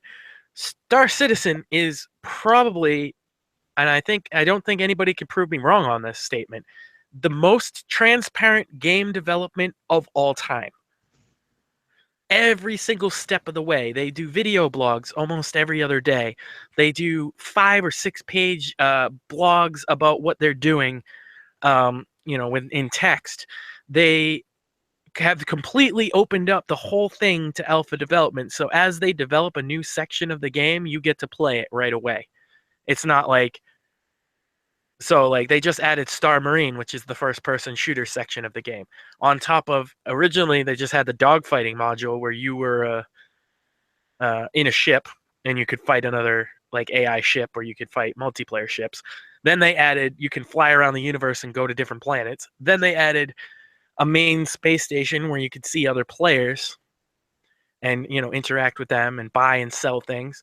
Then they added this first person shooter mod. So like as the game actually develops, you yourself can play it. Granted, you have to buy into it, but I think it's only $30. People do buy excessive things for Star Citizen, like they have $1,000 spaceships and shit. Holy shit. But you can get all that once the game comes out. You'll be able to earn all those in game. It's just people backing the game that they get to play with it now. And yeah, everything they're promising is fucking real. It's just a matter of like how well is it going to run, and so far it runs all right on my system, which isn't really top end. I definitely enjoy the shit out of that game. But yeah, you're gonna need a decent PC if you want to play Star Citizen. Looks like that's not happening. You can spare $500 on Project Scorpio, but not $500 on a mid-range PC. Yeah, but come on, Goy. I mean, Project Scorpio, man. You know? Yeah, you already own an Xbox One that'll play all the same games there, Goy, but you might as well buy this other one too, because you're a fucking have the Scorpio, man. I need it. I need it. Electric Jew strikes again. Right? This half generation console upgrade shit is the most Jewish thing they have ever done. But this one's different, guys. This one's different. Yeah, no, it's I can actually bring this up right now. You know what it reminds me of? It kind of reminds me of this the Amazon Fire Stick TV bullshit and the fucking the alternatives for TV. Oh yeah, my friends all do that. The Kodi Fire Stick pack. They all got that. And they plug it in and they get like TV and anything they want live for free or whatever. Yeah, first of all the console gamers talking about teraflops are fucking retarded, because that's not a way to measure performance at all. That's a buzzword. That's all it is. It's literally a buzzword. That's not how you measure performance. It's got 6 teraflops. It's like, well, if you converted my mid-range computer to teraflops, it has 12. For $500, my computer already doubles what their fucking new console. You're just a potty pooper, Goy. You're just a potty pooper. damn Xbox logo. But yeah, so I got the specs right here. Or No. what they said were the specs. No, Yeah, no. We don't have the specs yet. Okay, we don't know for they certain. did release the specs. That's the thing. No. This is you can't. Somebody's got to shut this down. This can't be. No. And the specs were literally less than Listen, a you're not PC gonna from ruin my 2 years dreams. ago. Okay, you're not gonna ruin Matter my of dreams. fact, they're probably worse than a computer from 4 years ago. Okay, now you just really put salt in the wound. I'm pretty sure it's accurate though. It's using a Jaguar-based Listen. processor instead of AMD's Zen. Okay. Do you have any idea what that means? No. Of course not. Of course not. But they sold you on the fucking teraflop hype, didn't they? They did. Okay, that means they're using an older processor than the Zen. Okay, and the Zen processor is going to be outdated in 1 month when AMD releases the Ryzen processor. So it's going to literally be 2 generations behind of what the current processors are. But it's still gonna be the most powerful console, there, boy. Yeah, but that's like being the tallest midget. Hey, come on. No, that's a apt comparison. Trust me. Like mid-range still. PC versus top-end console is literally like Andre the Giant punching. Convenience. The convenience. You Yeah, know. there's nothing like having to install a game at a slower We download don't know. speed It on could be Xbox different this Live time. than It Steam. could be different this time. We don't know. We have to give Not gonna them be different. undivided support. Oh, and you gotta pay for your online service, there, boy. I listen. I've been doing it for a long time. I don't have a problem giving my money. Okay. I don't have a problem with that. Fucker. Hey, guess how much I have to give Steam to play online? How much? Take a wild guess at the number that I have to pay Steam It's to play not my free. games. It's free. Oh my god. See, no. See, that's communist. Okay? That's communist. That's like I'm a capitalist. I go on, I pay for my services. You go on Steam and you get like community shared online, okay? No, the And developer has to put the fucking game online. it's communist, okay? It's communist. No. It's just, universal healthcare, universal Steam care. Nope. That is communism. I mean, hey, if you want to explain why you have to pay, what is the head of Xbox's name? Oh, the guy with the the guy that always comes out thinking he's all cool and like his like opened up suit jacket and his sunglasses. Yeah. Phil Spencer. If you want to continue to Phil hit Spencer. him, Hey, I wonder. You think he's related? You think he's I mean, related? he's like Dick Spencer and Phil Spencer. You think they're related? probably not, because Phil Spencer is like Jewish as fuck. Holy shit! You're not gonna red pill me. No red pills on the Xbox. The Xbox is life. The Xbox is love. Just another console, pleb. Listen, okay. Come join the glorious master race. I would never. There's no way. Not a million years. Yeah. Listen. Well, interestingly enough, you're in a sort of a minority now.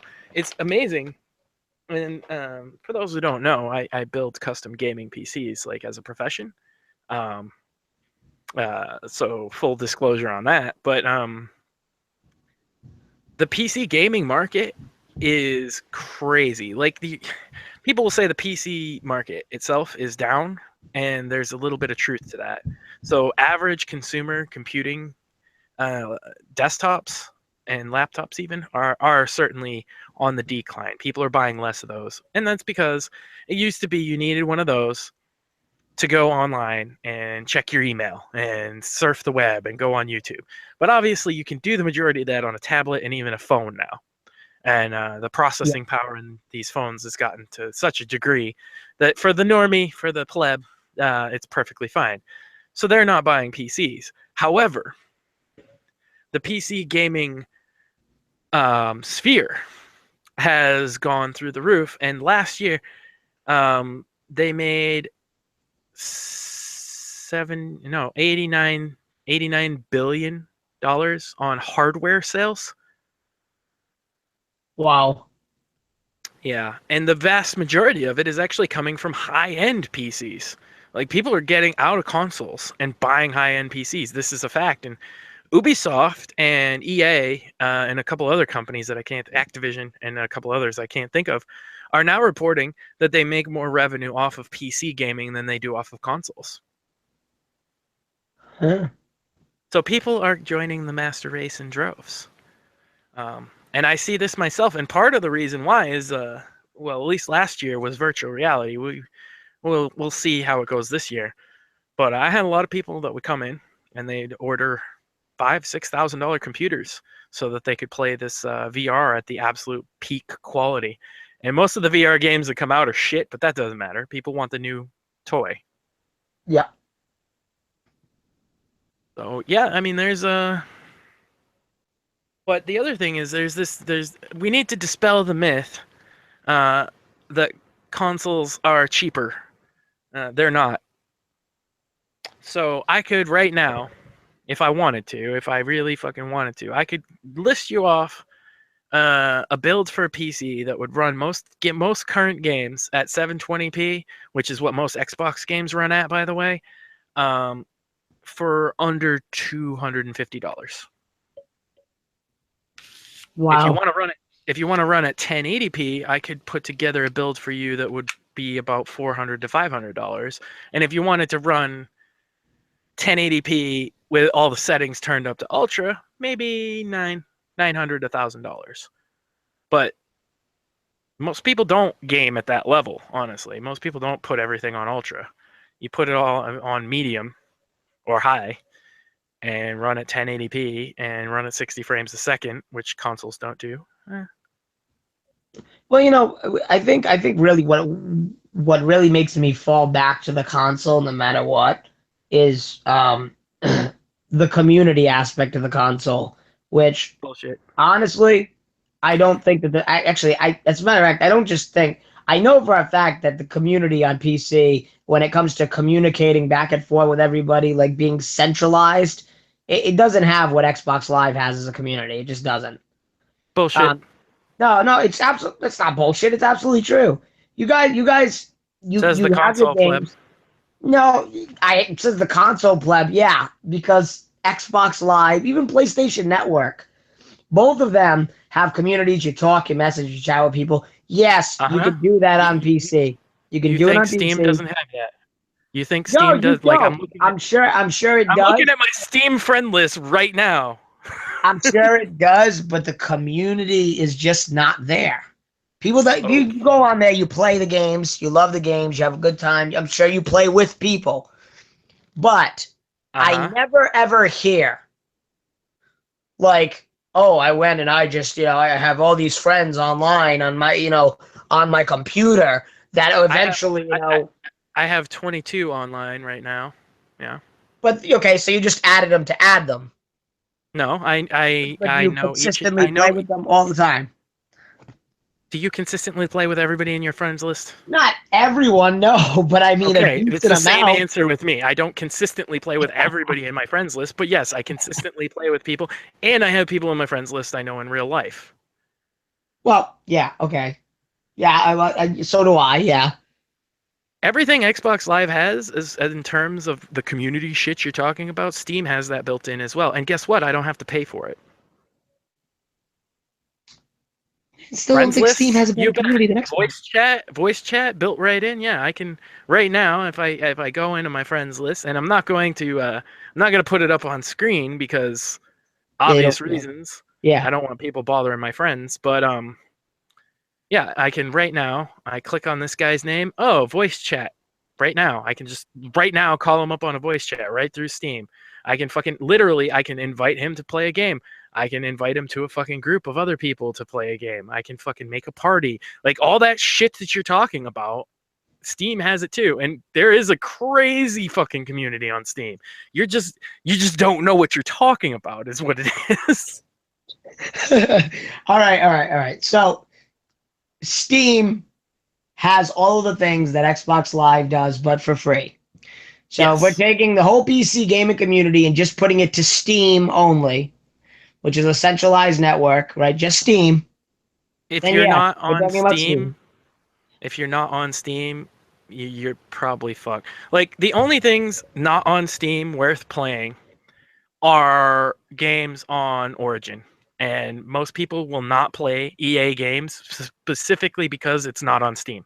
So, yeah, Steam is basically a fucking monopoly on PC gaming. I don't know if you realize this, but it is. It's a And I think, soft monopoly.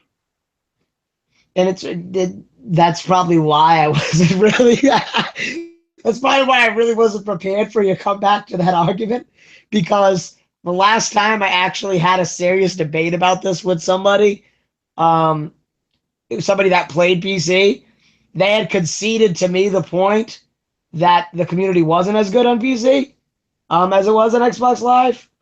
Uh, I think maybe because it was quite a few years ago, and Steam I don't think was Wait, as. I have to correct myself. There is two other non-Steam communities on PC that are pretty popular, and you'll know why obviously as soon as I say them. One is League of Legends. League of Legends isn't Okay, on yeah. Steam, and the other one is Blizzard games. So like World of Warcraft, etc. Right?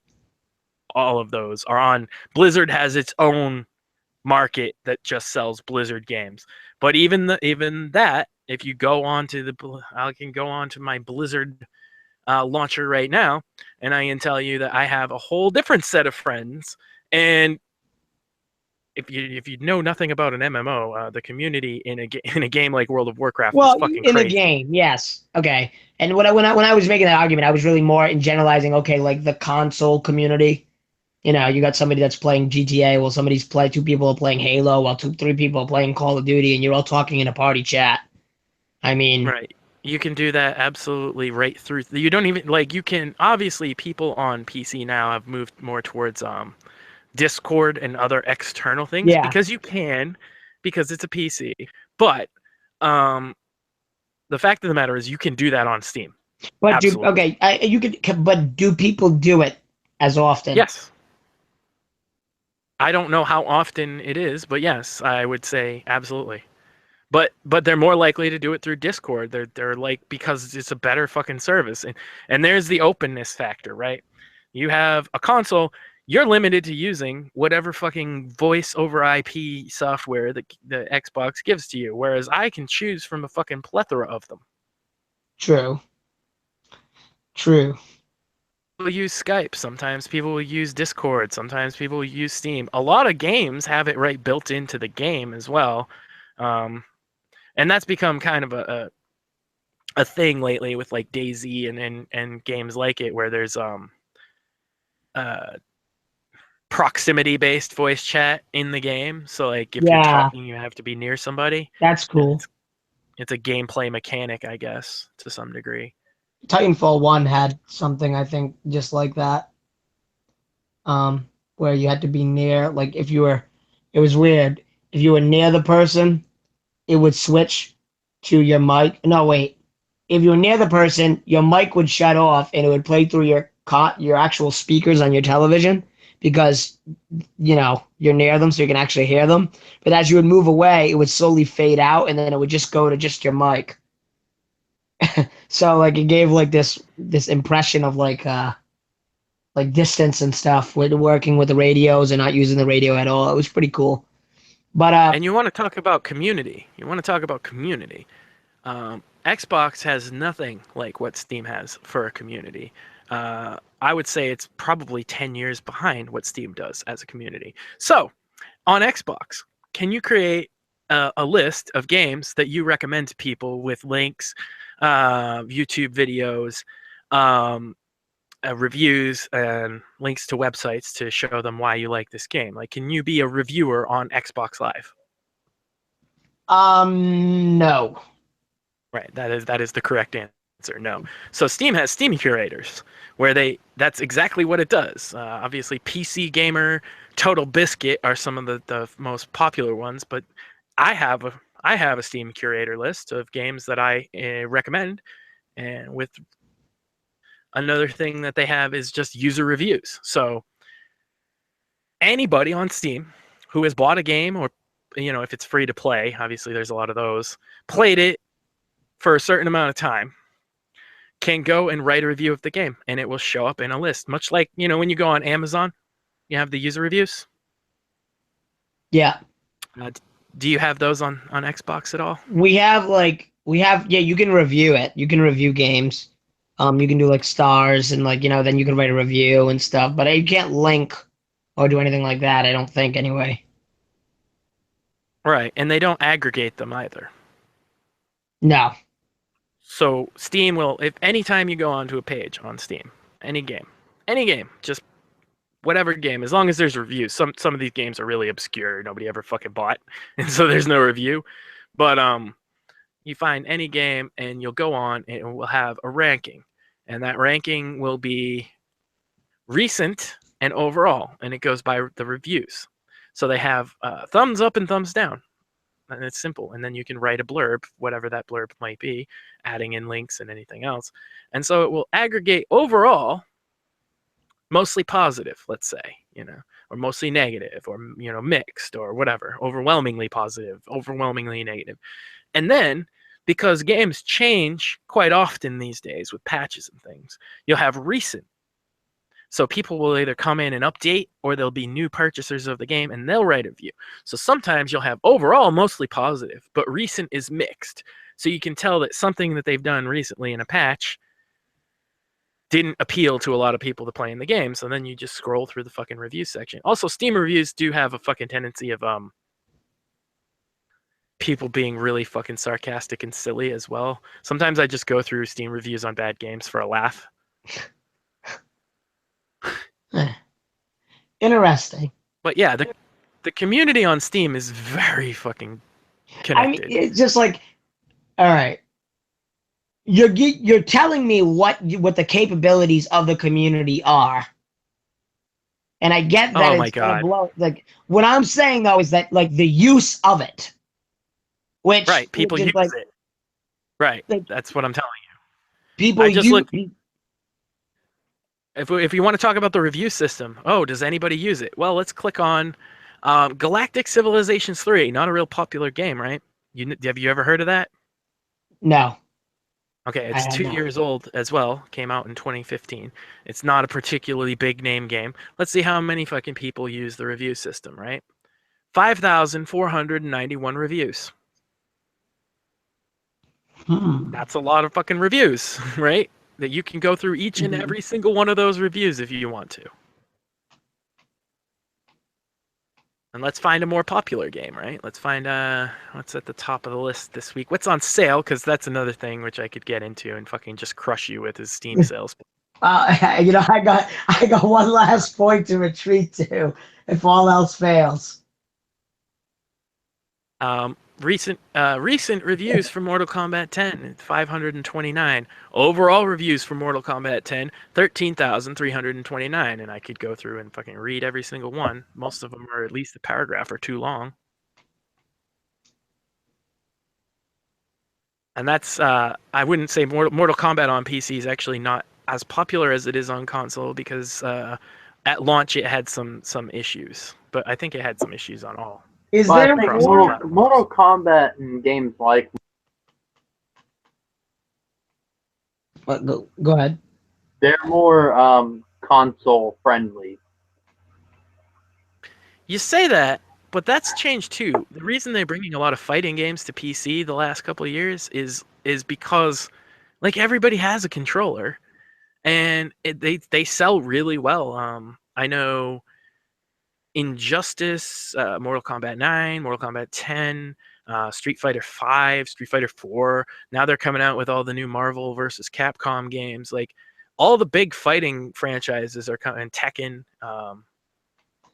they're coming to PC Ooh, now. what was your favorite Tekken game?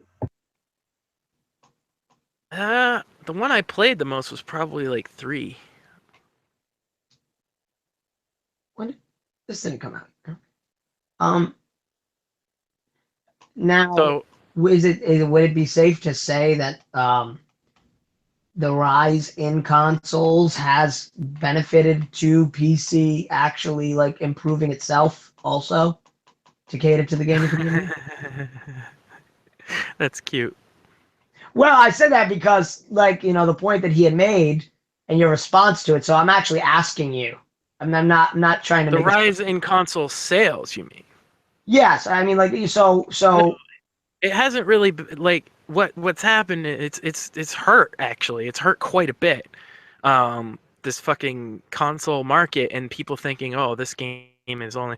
So we don't have a lot of sports games on console, which people I know who play PC don't give a shit. I personally would love to have a good hockey game or a good even Madden, even though I'm not the hugest fan of Madden. I'd play a little bit of it. Unfortunately, 10 years ago or so, they didn't sell so well on PC. But because PC's market is so different now than it was then, I think they would, but they're unwilling to take a chance. Essentially, what happens is one of these developers will take a chance, and actually, I think it was Mortal Kombat 9 was the one that really kind of hit the ground running on PC. And then they were like, oh, there's a market here. Let's get all our other fighting. And they even got the new WWE games come out on PC now and everything else. Oh, dude, 2K17 came out not too long ago. Have you seen the Ultimate Warrior on it? It's fucking ridiculous. I have 15. I usually get them every couple years. But the cool thing with a lot of those kind of games, like Mortal Kombat as well, the WWE, we do wait a couple months to get them, and then we get them for the same price with all the DLC included. So I bought WWE 2K15, and it had all the DLC and expansions built in. And I didn't have to... And then that's the thing, is I'm patient, right? So I'll wait for a fucking game. And that, with Steam, is the ultimate fucking thing, is waiting, because they have Steam sales. And the Steam sales, you'll be getting AAA games for $5. Like, no problem. Oh, yeah, you can buy, like, whole series, like, a whole series on Steam for the price of one game. Yeah. Like right now, Mortal Kombat 10 with all the fucking DLC is like $9.99. That's the deal of the day. That's not even a Steam sale, like the summer sale and winter sale and shit. That's just the deal of the day. Wow. Every day there's a deal. Every weekend they have like Do 2 you or 3 have games Halo? on sale. Why the fuck would I want Halo? See, this is why I couldn't. The reason why I got into Xbox originally was because of Halo, and I think like I'd have to buy an Xbox no matter what, even if I switch to PC someday in the future. I'd have to buy an Xbox no matter what for Halo. It's garbage. Halo is trash, man. No way. No way. The story... Like, I'll give you Halo 1 way. and 2 and maybe 3, maybe, but really, you're gonna Halo 5? I liked it, even though it had a lot of social justice warriors shit in it. I liked Halo 5. It's not even the same game as the ones before it, though. It's don't not the even same make any studio. sense anymore. Like, the last Halo game I remember that came out you weren't even playing as, like, Master Chief. You were playing as, like, a normal fucking human with normal fucking weapons. ODST. Yeah, ODST. But hold up. I'll give you this one, right? So I'll counter it by handing you something here. Okay, it's not gonna have Halo. It might in the future. I don't know. They've been opening up more to allowing shit on PC because they know PC's not competition. not in the traditional sense. Like people who go to PC are just going to go to PC, and nothing Xbox can do will change that. But okay, so they don't have Halo. All right, so let's say you switch to PC, and you'd be like, "Well, but what about my Halo?" I had the same kind of concerns a few years ago when I went, because I haven't bought one of the new consoles. Fuck that shit. My friend has them. I've played them. They're fucking garbage. Whatever. They were outdated when they came out compared to like mid-range hardware on PC that was out at the time. They were underpowered then when they came out. Like when they were announced, they were announced a year before they came out. They were underpowered when they were announced. This is why I have a problem with the new consoles in particular. But barring all of that fucking shit, I said to myself, I'm going PC only.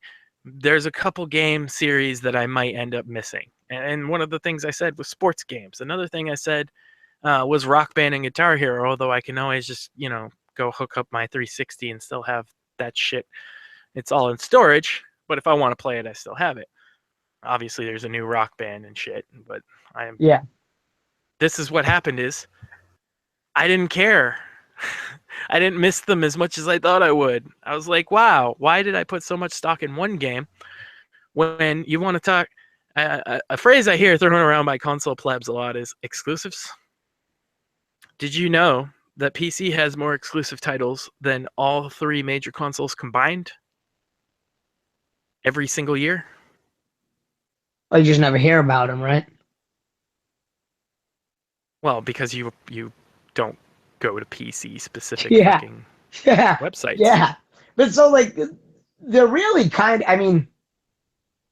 like you said, they're not really, they don't consider them competition in the traditional sense. And in a way, I could see why, because PC is overly better all around than the consoles.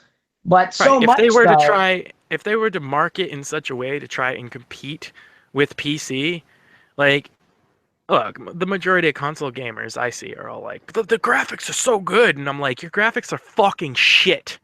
They were shit when that console came out. My wife's $200 PC that I built for her was better than your Xbox One the day Xbox One launched. And it cost me $200 to build. But of course, it's better in the sense of if you prefer a PC or a console. No, it's better in the sense of 1080p, 60 frames per second every single fucking game. But maybe I don't want 1080p. Like that's the thing. I've had somebody tell me, like, well, my game goes like 120, like 120 frames per second, and like you can't do that on your console. It's like, okay, if I can maybe I just want to play the fucking game, and I don't want all the extra ultra HD features on my fucking game either. And maybe I just want to play the fucking game. Could I just point out you're conflating frame rate and resolution? That's literally what the person said to me. I mean, I don't play PC, so I don't know. Not when you quoted them, like what you said. Well, maybe I don't want these ultra HD features. Frame rate has nothing to do with definition. As a matter of fact, I'll name you some consoles that used to run at 60 frames per second, and you're going to be surprised by this. Well, the Nintendo Entertainment System. Really? The Super Nintendo Entertainment System. Sega Genesis. PlayStation 1. The Nintendo 64. PlayStation 2. After shit. PlayStation 2, they stopped running games at 60 frames per second.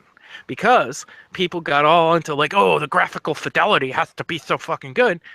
And the problem is frame rate actually affects gameplay. And I find this often when I'm talking to the console people out there, that they don't know that because they don't experience games at 60 frames per second. So they say, it's all the same. It's not the same. It's literally not the same.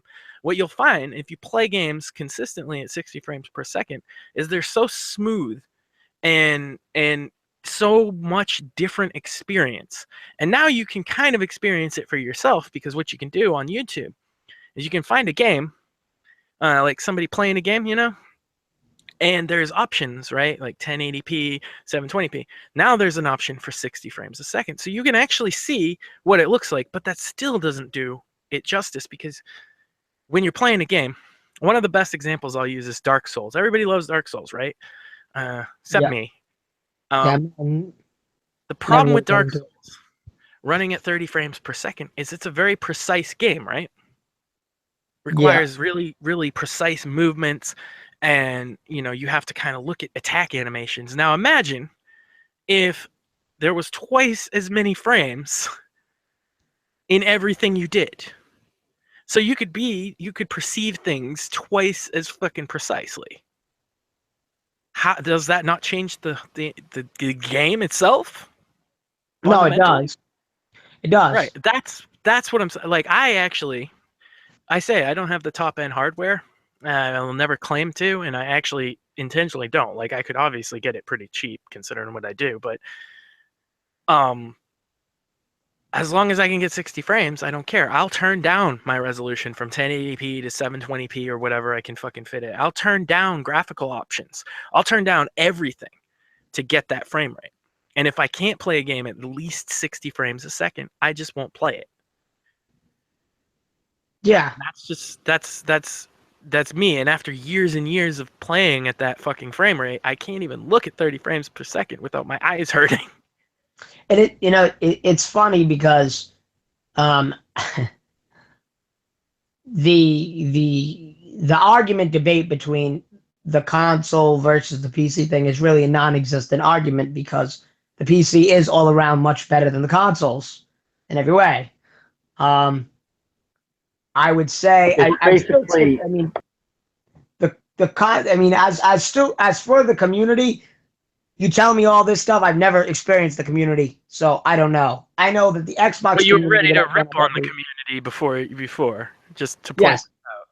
Oh, that was my last fallback for my console that I thought that I had over that, because I didn't realize that Steam was that. But you were willing to shit on it. I just want to point. Yes. I was willing to shit on it, and I was sadly mistaken by a long shot. But is it at a point where what I was trying to get at a few minutes ago was, okay, the consoles, the PCs, the PC, they're separate markets. So it's kind of like, it's like when people like compare two different genres of movies and say which one is better.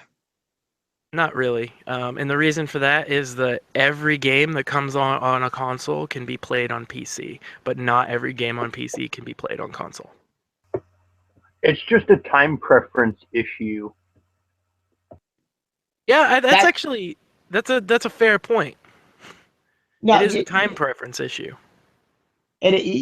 Well, that's another thing, is that when I had previously debated this too, it was kind of an embarrassment on my part, because I would have these conversations in general with like talking about other technology. And so like I would always come out defending like Android versus iPhone, right?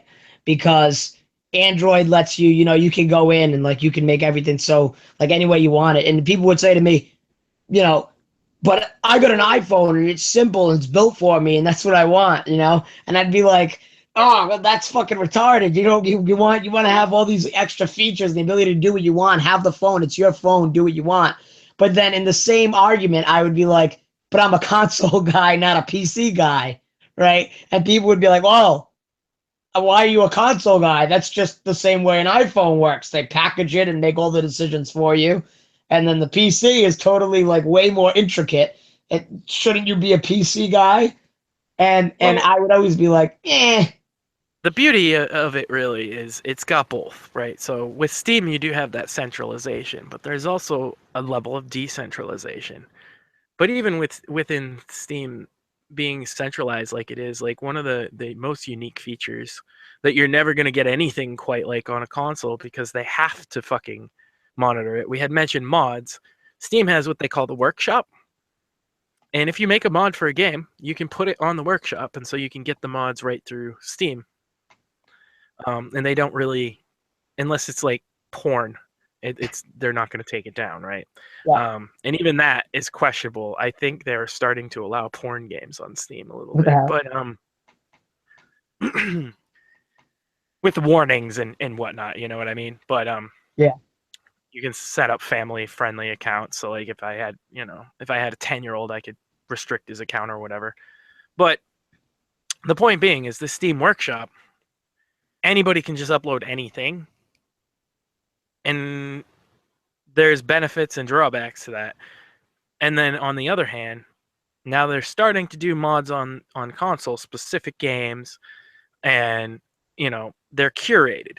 So on the plus side of them being curated on the consoles, you're only going to get probably decent quality ones. On the downside, you're going to miss out on a lot that might be good quality and nobody ever just took a look at, right? Because I can go in on Skyrim or Fallout or even XCOM 2, as a matter of fact, and install all kinds of crazy mods, and maybe nobody ever installed this one at Steam or at Microsoft or whatever, so they don't know that it's good. So it doesn't get curated into the fucking thing. It's just one of those things, is you're taking this curated marketplace like Xbox, which you pay for the privilege of fucking using, and you're pitting it up against the open-ended Steam marketplace. And it's kind of a no contest in a lot of ways. Like, anybody can upload a game to Steam now. It's resulted in mixed results as well. Like, Steam Greenlight is a notorious joke in a lot of ways, because what it does is anybody buys an account, right? $100, I think it is. You can put up any game you ever want, and then the community votes. You put up a trailer. You don't actually put the game up, but you put the trailer up. Everybody votes, right? Thumbs up, thumbs down. If it gets enough thumbs up, maybe it gets released onto Steam and you can actually buy it. But it's resulted in some of the worst, most atrocious garbage games getting onto Greenlight that you've ever seen. But at the same point, there's like a handful of really fucking good, talented games that have come out. So, that's what you get. Steam is probably the most anarcho-capitalist fucking I don't know, thing. man. It sounds like Steam is communism and democracy. Steam Everybody is votes. implicitly libertarian. Yeah, Steam is the most libertarian platform by far, for better or worse. Yeah, but you don't pay. You think not paying to access a server is fucking communism? That's silly. Well, aren't we free market communists now? That's still the meme, right? We're free market communists. Apparently, yeah, that's what Cantwell said. A democracy, Democrats too, because you vote on which games pass and which games don't make it. Well, it's not actually a democracy though, because nobody knows how they decide what makes it through Greenlight or not. Like, a lot of votes helps. So they can just ignore it if they want to. And they have. They absolutely have in the past. Like, games have gotten tons and tons of votes, and Steam's just like, nope. So just free market communists then. Okay, we'll settle for that then. But I think actually they're actually in practice they're fucking anarcho-syndicalists, but they are at least smart enough to know they operate in a fucking capitalist society and act accordingly. But like, literally, I think Gabe Newell and the people that work there are actually anarcho-syndicalists. Really? Like, and their company is structured in such a way too. Like, you only work on the projects that you want to work on a given day. You don't have like a set role. Huh. This is why there's no Fallout. I mean, not Fallout. Fucking Half-Life 3. That's a meme, right? But it's like they just don't feel like working on it, so that's why it's not out. It's not like some grand conspiracy or anything. Wow. But I mean, that's how they fucking operate. But it works for what it is, and I call them out. Don't get me wrong. I mean, a lot of PC gamers have issues with Steam, particularly the garbage that gets onto Steam now from Greenlight. People that, like, my 5-year-old first game or whatever. But like, you don't have to buy it. You actually have to look for that shit too. Like, it doesn't appear on your main first page, storefront. Like, you actually have to go digging for it. Huh. Well, I got smoked in that debate. Wasn't prepared for Yeah. that one. Not at all. And that's one of the negatives of PC, right? The fucking shitty games that get on. But guess what? Consoles doing that now too. So there's 2 games that came out this week on PlayStation, the PlayStation Network store. One of them, I believe, is called Way of the Black Tiger, and one of them is called Sky Ranger or something like that. Literally, these are games that got rejected from Steam Greenlight. So they're so awful they get rejected from the system that pretty much accepts everything. And they're on PlayStation now. Well, doesn't surprise me, PlayStation, yeah. But, Well, Xbox has early access games, so they're not immune either. they do have early, yeah. We got like the gamer preview where that's what Elite Dangerous was. Where like you pay and they develop the game, kind of like how Yeah, early access. That's yeah. what it's called. Okay. Well, they call it game preview on here. Right, So because Steam early access has been around for like 5 years before that, though. Original titling. Gonna need an original title.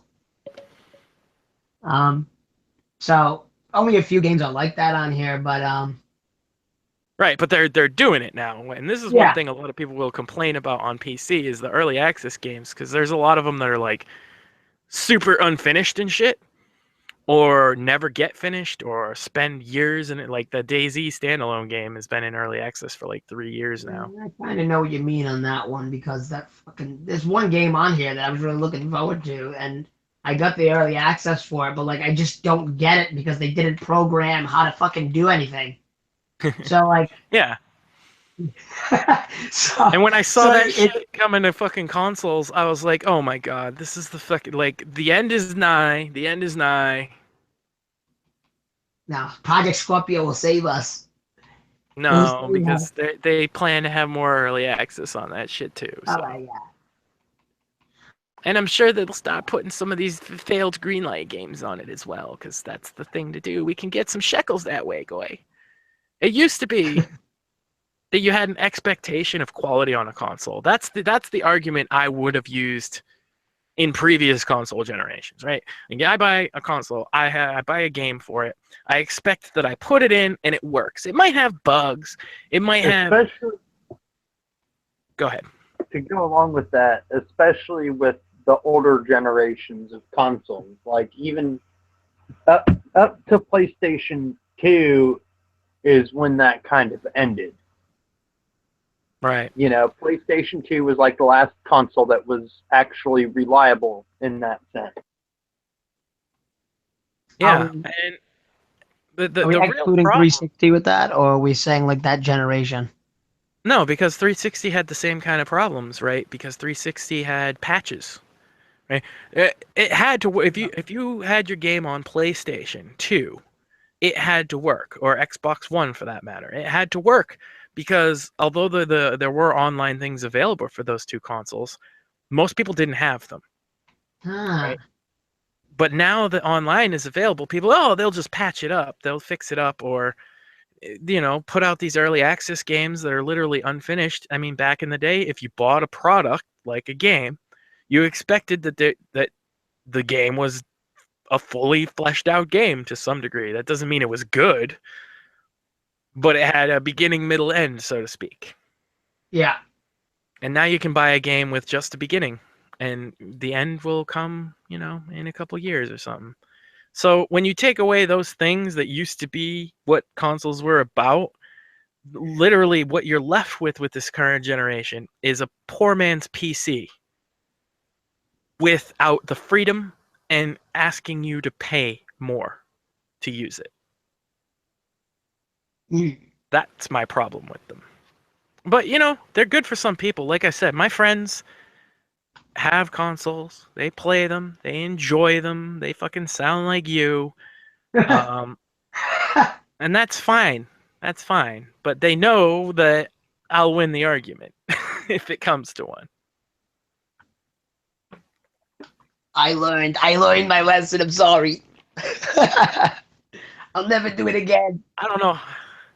I don't know how long we've been on, but probably try to wrap it up now before it gets to be too Oh yeah, fucking crazy. you wanted to do the recommendations, right? For Yeah, recommendations. Because we got way the fuck off topic there. But it's Yeah. fun. It's good. I think it'll be helpful. I think some console plebs are gonna fucking hate me now, but that's okay.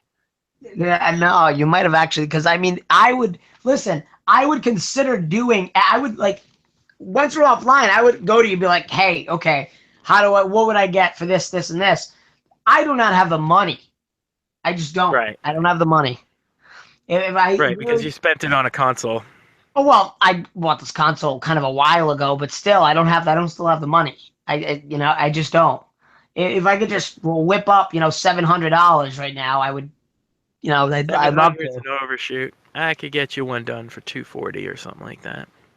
Well, if you wanted to get it at this standard, but I'm saying if I'm gonna make an investment like that, then It's I'm not. gonna get It's into that market.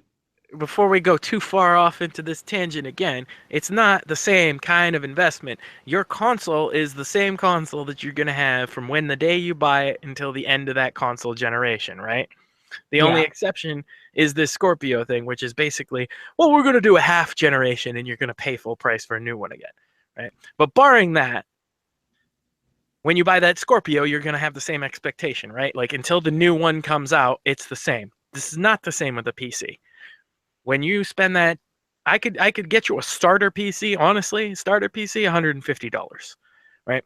And that would be upgradable, right? So the initial investment is actually much lower if you fucking have the time preference to do it. So, and actually that's how I got my more recent PC. I just fucking, barring the fact that I have extra parts and shit, I'm because that's part of the job. But I built this specific PC that I use for gaming just to prove this point to people, so I know what I'm talking about. Now I built it for $150 with very basic, cheap parts. And it was at that time still able to play Far Cry 3 at 60 frames per second and 720p for $150. Over the years, I've swapped out parts. I put in a new processor. I put better RAM in. I put a bigger hard drive. I put an SSD. I put a graphics card. Not all at once, right? But when I had, hey, I got $50 to spend on it this month, I'll do this. I have $100 to spend on it, I'll get that. I have $200, I'll get a nice graphics card, right? Huh. Yeah. So it is a time preference thing. You either want the box now that's just going to stay the same until it's outdated and then useless at that point, or you get a PC And you now could that's build maybe with not as overtime, kind of. hardcore, but you can fucking keep it for a long, long time. And actually, I know people who've had the same case for their computer for fucking 15, 20 years. Huh. And they just swap out the innards as they need to, right? You get a new motherboard, you get a new... Of course, I'm giving away the secrets. That's probably going to cut into my business there if anybody hears it, but... As a guy who, like, literally builds custom PCs for people, I probably shouldn't tell them these secrets. Yeah. Well, But I mean, yeah, so game recommendations for the month. Anything you've played that's not too paused that you think people would get a kick out of? boy. I mean, my first and foremost is actually probably going to be XCOM 2. I'm not sure if it is on consoles. I know the first one was XCOM Enemy Unknown. I can check. I don't think it's. But yeah, it's not pause. You're fighting the aliens that are like clearly Jewish influenced. Yeah, it's on here. Yeah. Yeah, it's actually my game of the year for 2016 by far. So that says anything to anybody. It'll make you pull your hair out, but in kind of a fun way. It's one of those games that's like losing is fun. You don't have to be the overpowered fucking badass all the time, right? True. And I wanted to recommend also Stardew Valley, but there is some pause in Stardew Valley I found as I got later on. So Stardew Valley, 2D top-down. It's basically a clone of the old Harvest Moon game from Super Nintendo, but like way more fleshed out and expanded. And I've had a lot of fun playing this game. And it's basically you make a farm, and plant and it's a little fun little farming game, right? Yeah. You build up your farm, you take care of your animals and your crops every day, you make money to expand out even more. And then you go into town and you can fucking make friends and actually get into fucking relationships and get married and have kids and all that shit. What I found out is a good portion of the fucking townspeople are gay. Oh my god.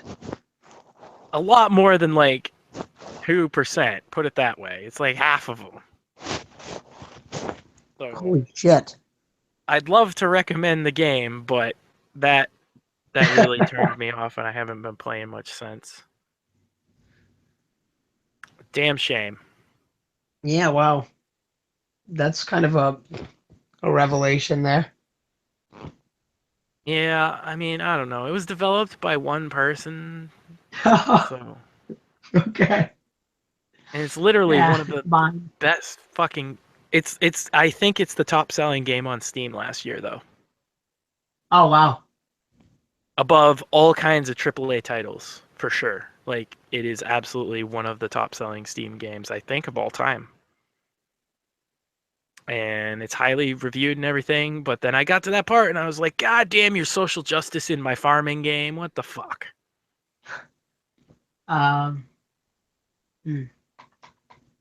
You at least you actually have recommended. See, thing is, I could say, okay.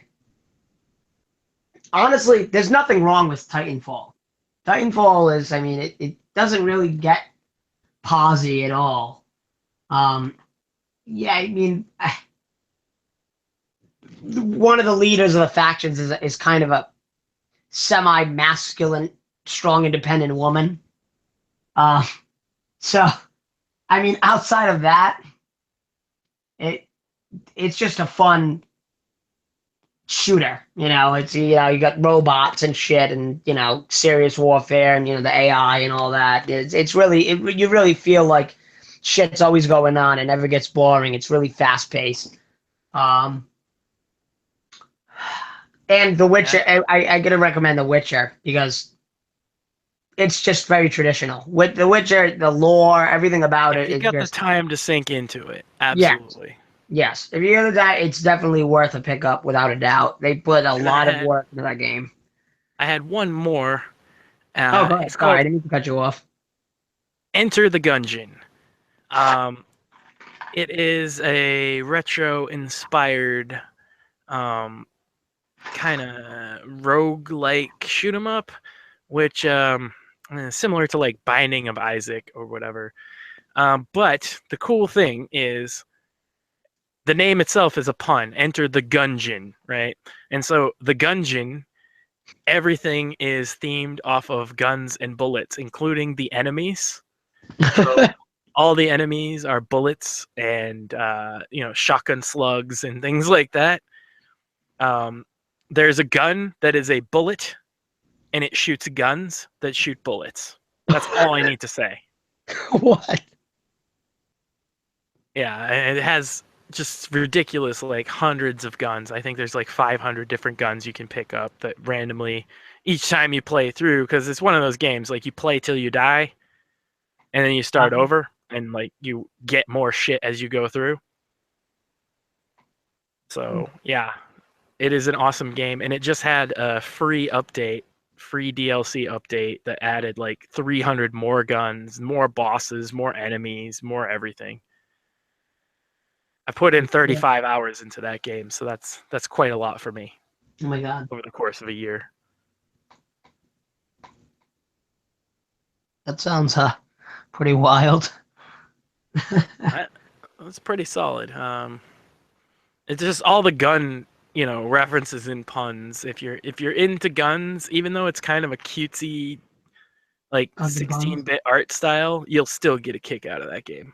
I think it's on sale like right now for fucking $7 or something like that.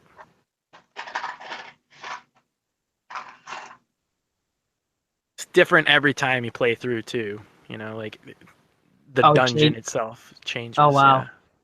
Yeah. There's different bosses. Like each floor has a boss, but it's like the first floor has like 5 different bosses it could be each time, and then the second floor has 5 different bosses it could be, and so on and so forth.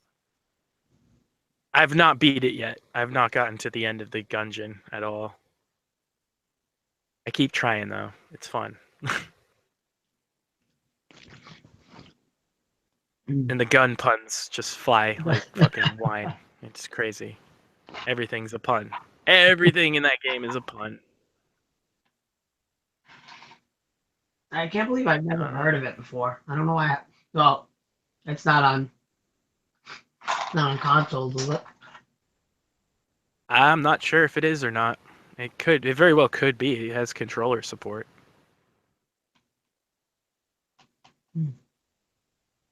Yeah, never heard of And lastly was Darkest Dungeon. That will make you fucking kill. You want to kill yourself, but it's in a good way.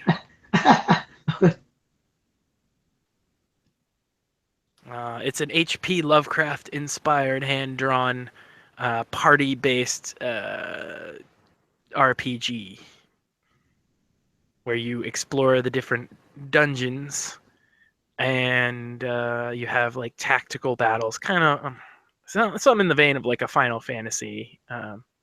Not quite, but close enough. Where you got 4 guys, they got 4 guys. You each take your turns.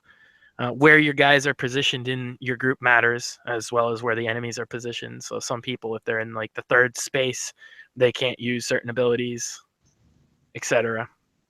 But what's really unique about it, besides the art style and the guy that narrates it, who is also the guy that like reads H.P. Lovecraft audiobooks, so it's got a very good atmosphere to it. What'll happen is you have a stress meter for each of the people in your group, and it goes up throughout the battle. If bad things happen, you know, it goes up a little bit. There's enemies can have certain abilities that will just attack their stress and not their health. Wow. If they do good things, it goes down. But when it gets to 100, they will have like a break, a mental break. And sometimes you can get a good event out of that, and all of a sudden now they'll be stalwart, and that means they get more defense or something. But more often you get a bad event, and they'll be paranoid or masochistic or selfish or, you know, shit like that. And what that means is like they'll refuse to take a turn, or they'll be yelling at other people in the group and making their stress go up. And so once you have one person go through a mental break, the rest of the party, kind of their stress is just gradually going up and up and up until they're all fucking crazy. And if the stress levels get from 100 to 200%, they literally have a heart attack and die on the spot. Huh. So it's a very difficult game, and it plays with like the mechanics of like insanity and battle fatigue and shit. And you're meant to die. Like, you're meant to have your guys die and just get new ones and over again. It tells you that, like, as soon as you boot up the game, it's like, in this game, your people are going to die. And it's part of the game. But it's a lot of fun. And since it's based on H.P. Lovecraft, you know, he's a very right-wing guy. I mean, a lot of Lovecraftian lore is actually metaphor for you know, weird foreigners from overseas coming here. He's very racist, actually. Yeah, they had acknowledged him quite a bit on Countercurrents a few times. Yeah, but it has that like 1920s aesthetic to the whole thing that makes it really nice and Oh, cool. pleasant to play through, even though it's not pleasant at all, and it will make you fucking rage like a motherfucker. I like games that are that level of hard, though. Like, we mentioned Dark Souls before. Like, I don't like Dark Souls because it's not actually hard. It's fair. oh, you got fucked up. That's because you didn't know how to respond to whatever they were doing, right? Yeah. Once you know, it's fair, right? I play games that aren't fair. I like that element of kind of like dice roll or gamble and just bad shit's gonna happen to you, and that's just how it is. That's my favorite kind of game. Odds stacked against you, Yeah. kind of thing. Yeah. Yep. Like no matter what you do, people are gonna die in your party, and that's it. Deal with it. Get over it. So yeah, I'm gonna continue playing XCOM until I get too ragey that I have to quit for a while. My hope on this channel is to play through the entire campaign of XCOM for once and not have to keep restarting. And if I do that, then I can get what they just came out with, the Long War 2 mod, which Long War was a mod for the first one that makes the game a lot longer, a lot harder, more enemies. But this time, the first Long War mod was so good, the studio actually employed the people that made it and call it their Long War studio now. And so they actually funded and endorsed the Long War 2 mod. So it's literally an expansion Wow. game. That's awesome. And it's free, but it's the quality and level you would expect from like a full-blown expansion pack or something.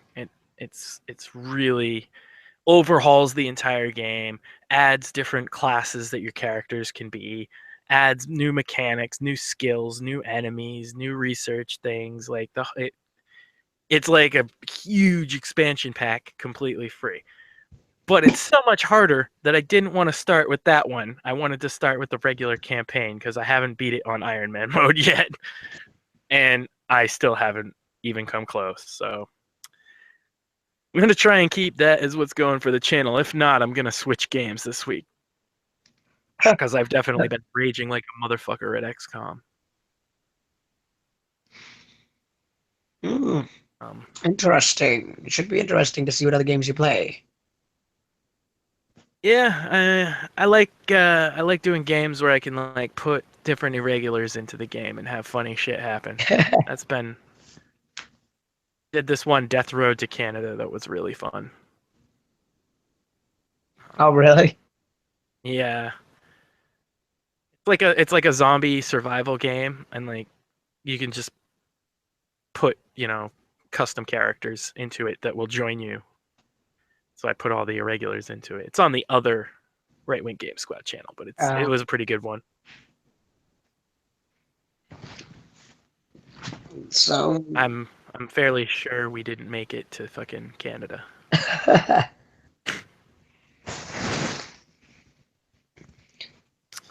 Aside from that, I plan to do one of these live stream podcast things like once a month. I think is fair, considering how much time I have and everything else. And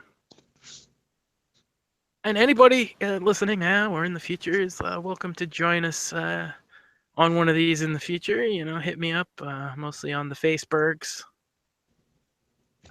or even hit up this channel on the YouTubes.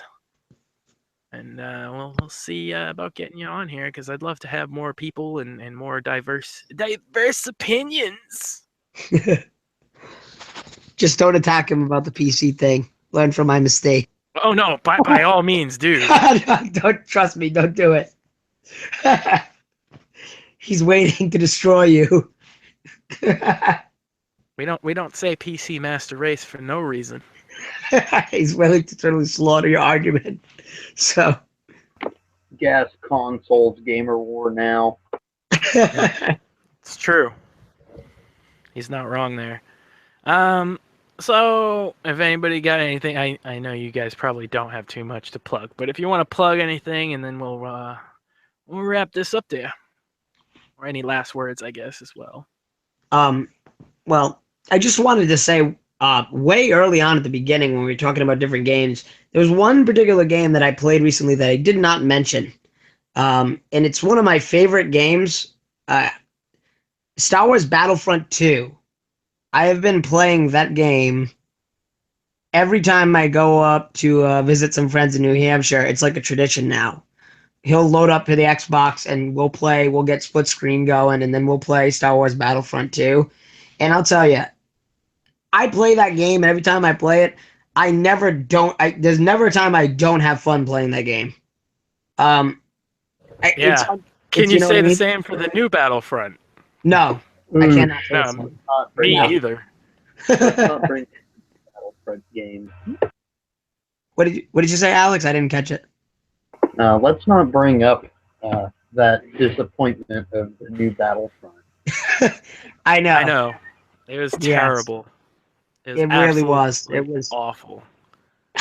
I miss Pandemic Studios so much. As a studio, I thought Pandemic, what it did with when it did Battlefront 1 and when it did Battlefront 2, and even when it did its Lord of the Rings game, which wasn't as popular, but I actually liked it.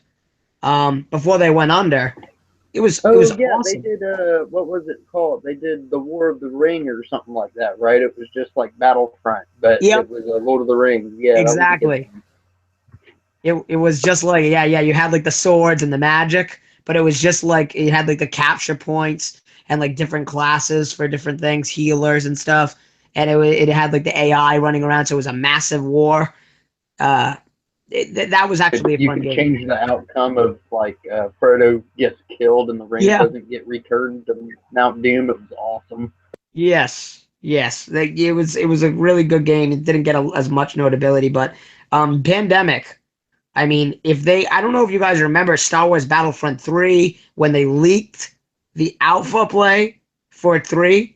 It's actually been completely finished and recreated on PC as a standalone release, but then EA sued them to try it. You can still play it, but like you have to find it from like back alley channels because EA put them under a cease and desist.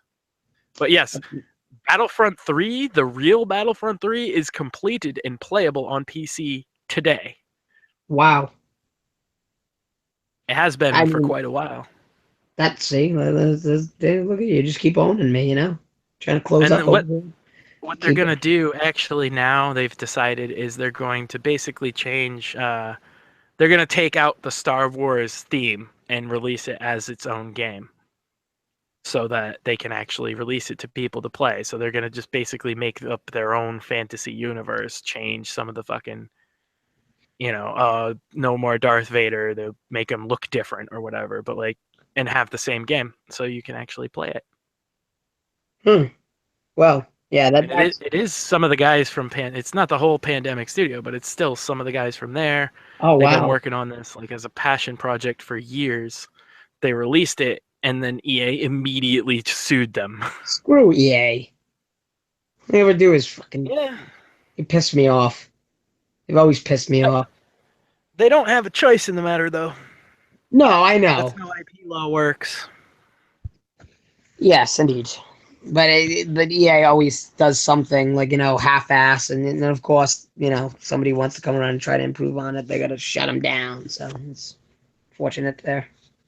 But that's what I was playing also that I had forgot to mention. If anybody can get their hands on 2 again, and play it, just to go back and play it, or if you haven't played it, try it out. It's funny. That's kind of one of the benefits of PC, obviously, right? There we go. It's just, well, we don't have generations, right? So like you can still go back and play old games on current consoles to a degree. There's some like old DOS games and shit that don't run, but it's just one of the funny things about you mentioning that is that Battlefront 2 is still one of the most played games on Steam to this day. Oh, that's awesome. It's still super popular and has a huge community that plays it online. Unfortunately, on the consoles, like, when they move on, games like that tend to get lost in the mix. And it's great to have. This is why I advocate all games to come to PC. All of them. Just all of them, right? Even if they're shit. Because at least then you have this archive of kind of gaming history. Because we've lost, not even just this PC console war shit. We've lost a lot of games over the years that will never be fucking seen again. Well, if you want a little tidbit on that. I got one. Since I've been getting into like the retro gaming, and I found an Atari 2600 that I have, and I absolutely love it. And one game that is, lost in the winds of time when it comes to gaming history is the EP game for the Atari 2600. And I've been looking for a copy, and I probably will never find one. Oh, you'll find them. So there was the myth that they got thrown in a garbage dump, and it turned out to be true. And last year there was a Kickstarter to fund a documentary to find them, and they actually did find them. So they actually dug up this whole fucking thing of ET for Atari 2600.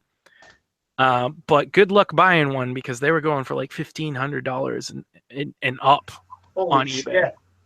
Yeah, well, not even that though, right? Is like people are paying more for ones that won't even work than one that would.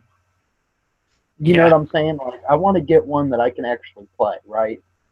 Because there's so much, like, that game has such a storied history of, like, oh, it was the worst video game of all time. And it's not that bad. And especially considering, like, the story behind that game is the dude that there was one guy that made the game, right? And they gave him 6 weeks to make it. Oh, shit. This movie's coming out in 6 weeks. We need you to make a game based on this movie. Go for it. And so he actually came out with a fucking game. I mean, you got to give him credit. That's interesting. But yeah, retro gaming is coming back. I've always been an advocate for emulators. Some people don't like them, but like at least we can fucking preserve. I mean, this is like, to me, losing some of these great games of the past is not too far off from losing, like, masterpiece paintings and shit. Like you're losing art, you're losing culture. Exactly. True. So I'm an advocate for all games coming to PC specifically for that reason, right? Because we still have games from the 70s and 80s that are playable right now, and it's an open system to where people can actually protect them. Yeah, and look at everybody that plays like the new Grand Theft Auto games, right? How many of them do you think have ever played like the original Grand Theft Auto in the bird's eye view version? Yeah, or how many of them don't yeah. even know that GTA 2 was also in the bird's eye version and took place in the future? Well, I didn't know that. We're gonna have to talk. We're gonna have to talk about this next month when we do this. But the whole this would be a good topic, right? Is the whole Grand Theft Auto anthology is so messed up. Like, that would make for a good episode. Yeah, there's a lot to it too. It's crazy, but yeah. I'm a big advocate of emulators. Unfortunately, there's a legal gray area involved with emulating old games, particularly with Nintendo. Nintendo is super contentious. So if you're not if you're advocating it, but if you're hosting games from Nintendo, they tend to try and shut you down, even though they have the ability with their new consoles like the DS and the Wii U to give you these games, or at least sell them to you, and people will buy them, but they don't put them out. They put out like 1 or 2 a month on their virtual console, and which is basically an emulator in itself. And all these other games. They're very stubborn of Nintendo at taking advice from anybody out from themselves. I remember when people were like, hey, Nintendo, why don't you open up some kind of a market in mobile? Because people use cell phones a lot now, Nintendo. You might be able to make some sales. And they were like, no. Their first app they released was like an advertisement app to advertise the Wii U. And everyone's like, what are you doing? Make a mobile game. It will sell. Finally, and the mobile games they're making aren't really what people wanted. They're making a Mario Endless Runner. Oh, yeah, I know, yeah. Yeah. It's I mean, not like they're actually gonna give you the fucking games you want. Like shit like Punch Out. The original Punch Out would work great on a fucking mobile device. You Oh, dude, those tap. are Yeah. so fun. It's really easy too. I could visualize it myself. You tap, just regular tap to fucking punch on the left or the right. You fucking slide your finger upwards to fucking do an uppercut. You slide your finger downward to duck. Slide left and right to fucking dodge. How hard would that actually be? Oh yeah, Easily do it. you could definitely. They may. I mean, look at Pokemon Go, right? Pokemon Go. I Which was mean, a shit game, but people it wanted was. Pokemon so badly that it didn't They- Oh, matter. dude, people still play it though. Yeah, I guess it definitely went down. Yeah, it went down compared to when it was first big. But I mean, they made how much money off of people just They're going? still making shit tons of It's money, insane. So even off of the few hardcore people that stuck with it. And yeah, it's a shit game. It's not what people would have wanted out of it. And I'm not a big Pokemon guy. I'm a little bit older Um, than the Pokemon generation, but even I could see like this isn't what people wanted. People wanted to be able to trade with friends, battle with friends, that kind of thing. It's not really what they got. Not to mention you have to get Pokeballs from going to fucking certain places, and I know it's like or you can buy them, dear boy. I'm not gonna lie. Garbage. I tried it out for a little while, and I liked the concept of it. And they said It's a brilliant concept, honestly. it really it's just was. It's poor a great implementation. concept, and they failed on the execution. But they were like, "Oh, don't worry, we'll get patches and update it, and then you will be able to trade with friends and actually battle and all this stuff instead of just walk around and catch Pokemon." Yep. yeah, And people are still waiting on that. Yeah, and it goes back to our point again. It's like the older generation, with console games, the older generations, you bought a game, you put it in, and it worked, and you didn't have to worry about it. Yep. And even with they had a great concept with Pokemon Go. They completely failed on the execution of it, and people are still waiting around for updates. And they probably won't even come through on them. Or it'll come through, so late that it doesn't even matter. And this is a problem. And there is place for both models, right? There is a place for the games constantly updating. Don't get me wrong, because there's plenty of the good ones that have done that. Like early access, I mentioned, right? I mentioned Darkest Dungeon came through early access, but it was mostly complete when it came out in beta. And they used it to play test it. You paid less than you will for the release version. And then they added to it and patched it consistently over months and weeks. But you could also conversely just have waited for when they said it was released version. And it's a completely playable experience. So when you're using a model of like, hey, I'm paying for an unfinished game that I, want to see to completion and help bug test and things like that. That's one thing. But when you're saying I'm getting this supposedly fucking completed game and wait now 2 years for all the promised features, that's bullshit. That's false advertising is what it is. yeah. But yeah, I want to wrap this up. I actually got some stuff to do. We've gone on way longer than I thought, but I think it was good. I think it's fun. It's because it's like in the alt-right circles, you don't get to talk about these kind of things as often. And No, that's you don't. the point of the show, just to have a little fun with gaming stuff. I mean, that's the whole point of this channel, and I'm gonna have some other people will be streaming on the channel as well. So that'll be coming around in the near future. Like the reason it's the Right Wing Game Squad was I was gonna try and get a bunch of people to do it. Of course, you need the fucking setup to stream it. You know what I mean? It's too bad that Xbox doesn't support YouTube game YouTube gaming. Yeah, and Twitch will ban me as soon as I say nigger. Yeah, So. I know exactly. YouTube banned me for playing Angry Goy, so that's a thing. That sucks. I didn't even get to see. I didn't even get to see it. Oh, they cleansed the entirety of YouTube of that game now, pretty much. I love that we're like winning the culture war now. It's so funny. Like we're getting video games made now with like music. It's just they don't Well, even know what to I've been do. working on a long-term project. I think Nat and them were smarter doing a 2D shooter because I'm actually working in the Unreal 4 engine on like a first-person shooter game that has kind of that same kind of theme to it. Really? Yeah, but it's a long process, and I'm just one guy, you know. Yeah.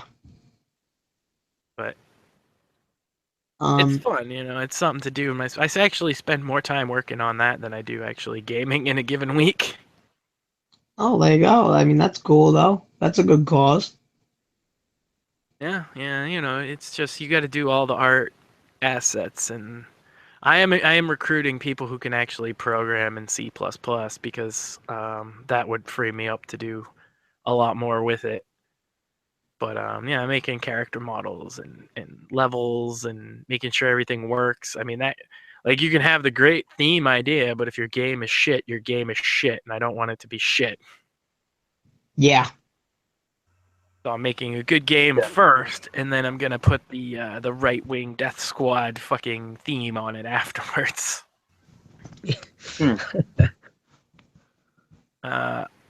I'm fairly certain when it comes out. This is gonna depend on if I have to recruit anybody that costs money, you know, maybe an artist or something. But if I don't have to do any of that, if I just finish the game, I am gonna release it 100% for free. Nice.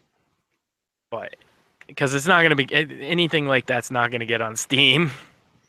You can try, and people have. Green light. Yeah, people put games like that up on Greenlight all the time, but they never get through. So there was a game called Kill the Faggot that caused a lot of controversy. It should have just been somebody taking pot shots at Milo. Like, that would have been fantastic. I mean, it pretty much was. It was just like you know, the old school like arcade games where you'd have the gun and you just shoot at things that came by.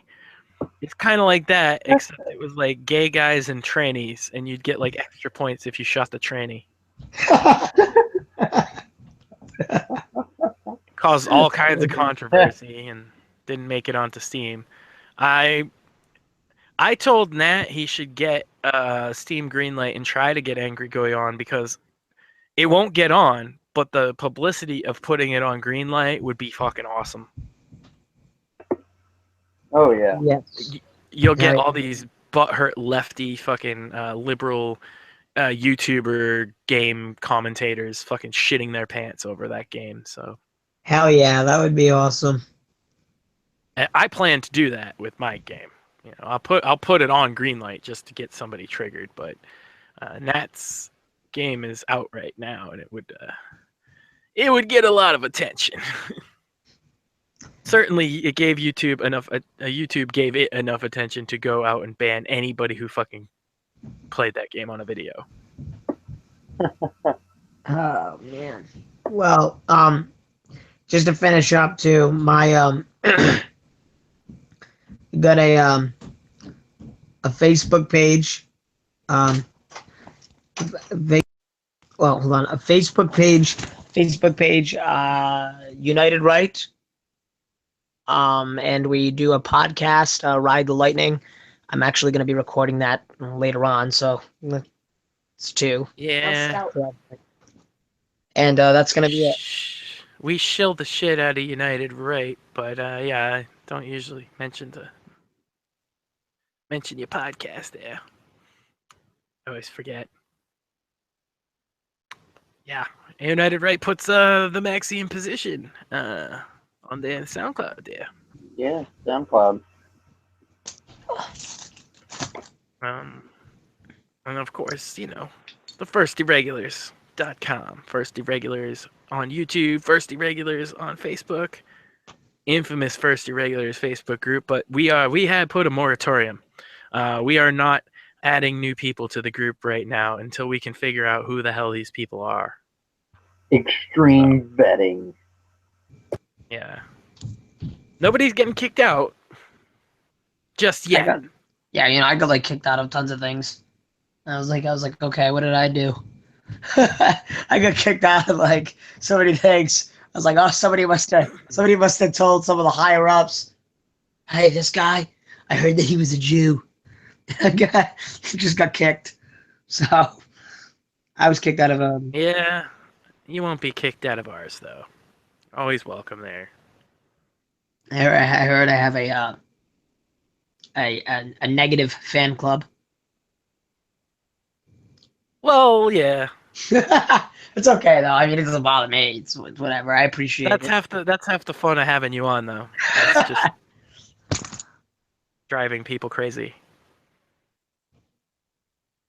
I They appreciate think it, though. they think you have some like really exaggerated Jewy accent, and it's not even worth trying to tell them that it's literally just a Rhode Island accent.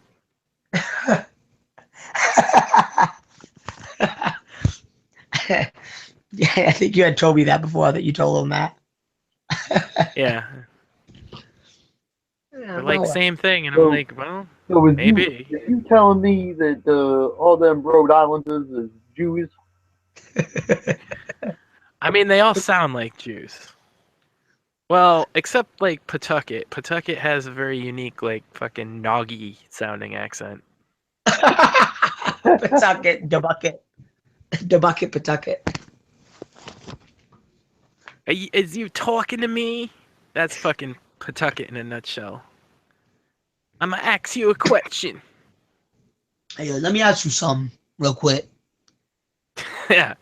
Pawtucket has the noggiest accent I've ever heard, and it's all white people doing it too. That's the crazy part. Yeah. Completely degenerate. Yeah. Really bad. But yeah, before we spurg out on fucking New England shit, and before I go off on another tangent, I'm gonna call it a close to the show tonight. If you gentlemen want to stick around or not, that's cool. I'm probably gonna open it up to the irregulars in mass anyway. But frankly, I need to fucking smoke. So, Nicotine Jew. well, I think like 3.5 hours is a fair amount of time to not freak out.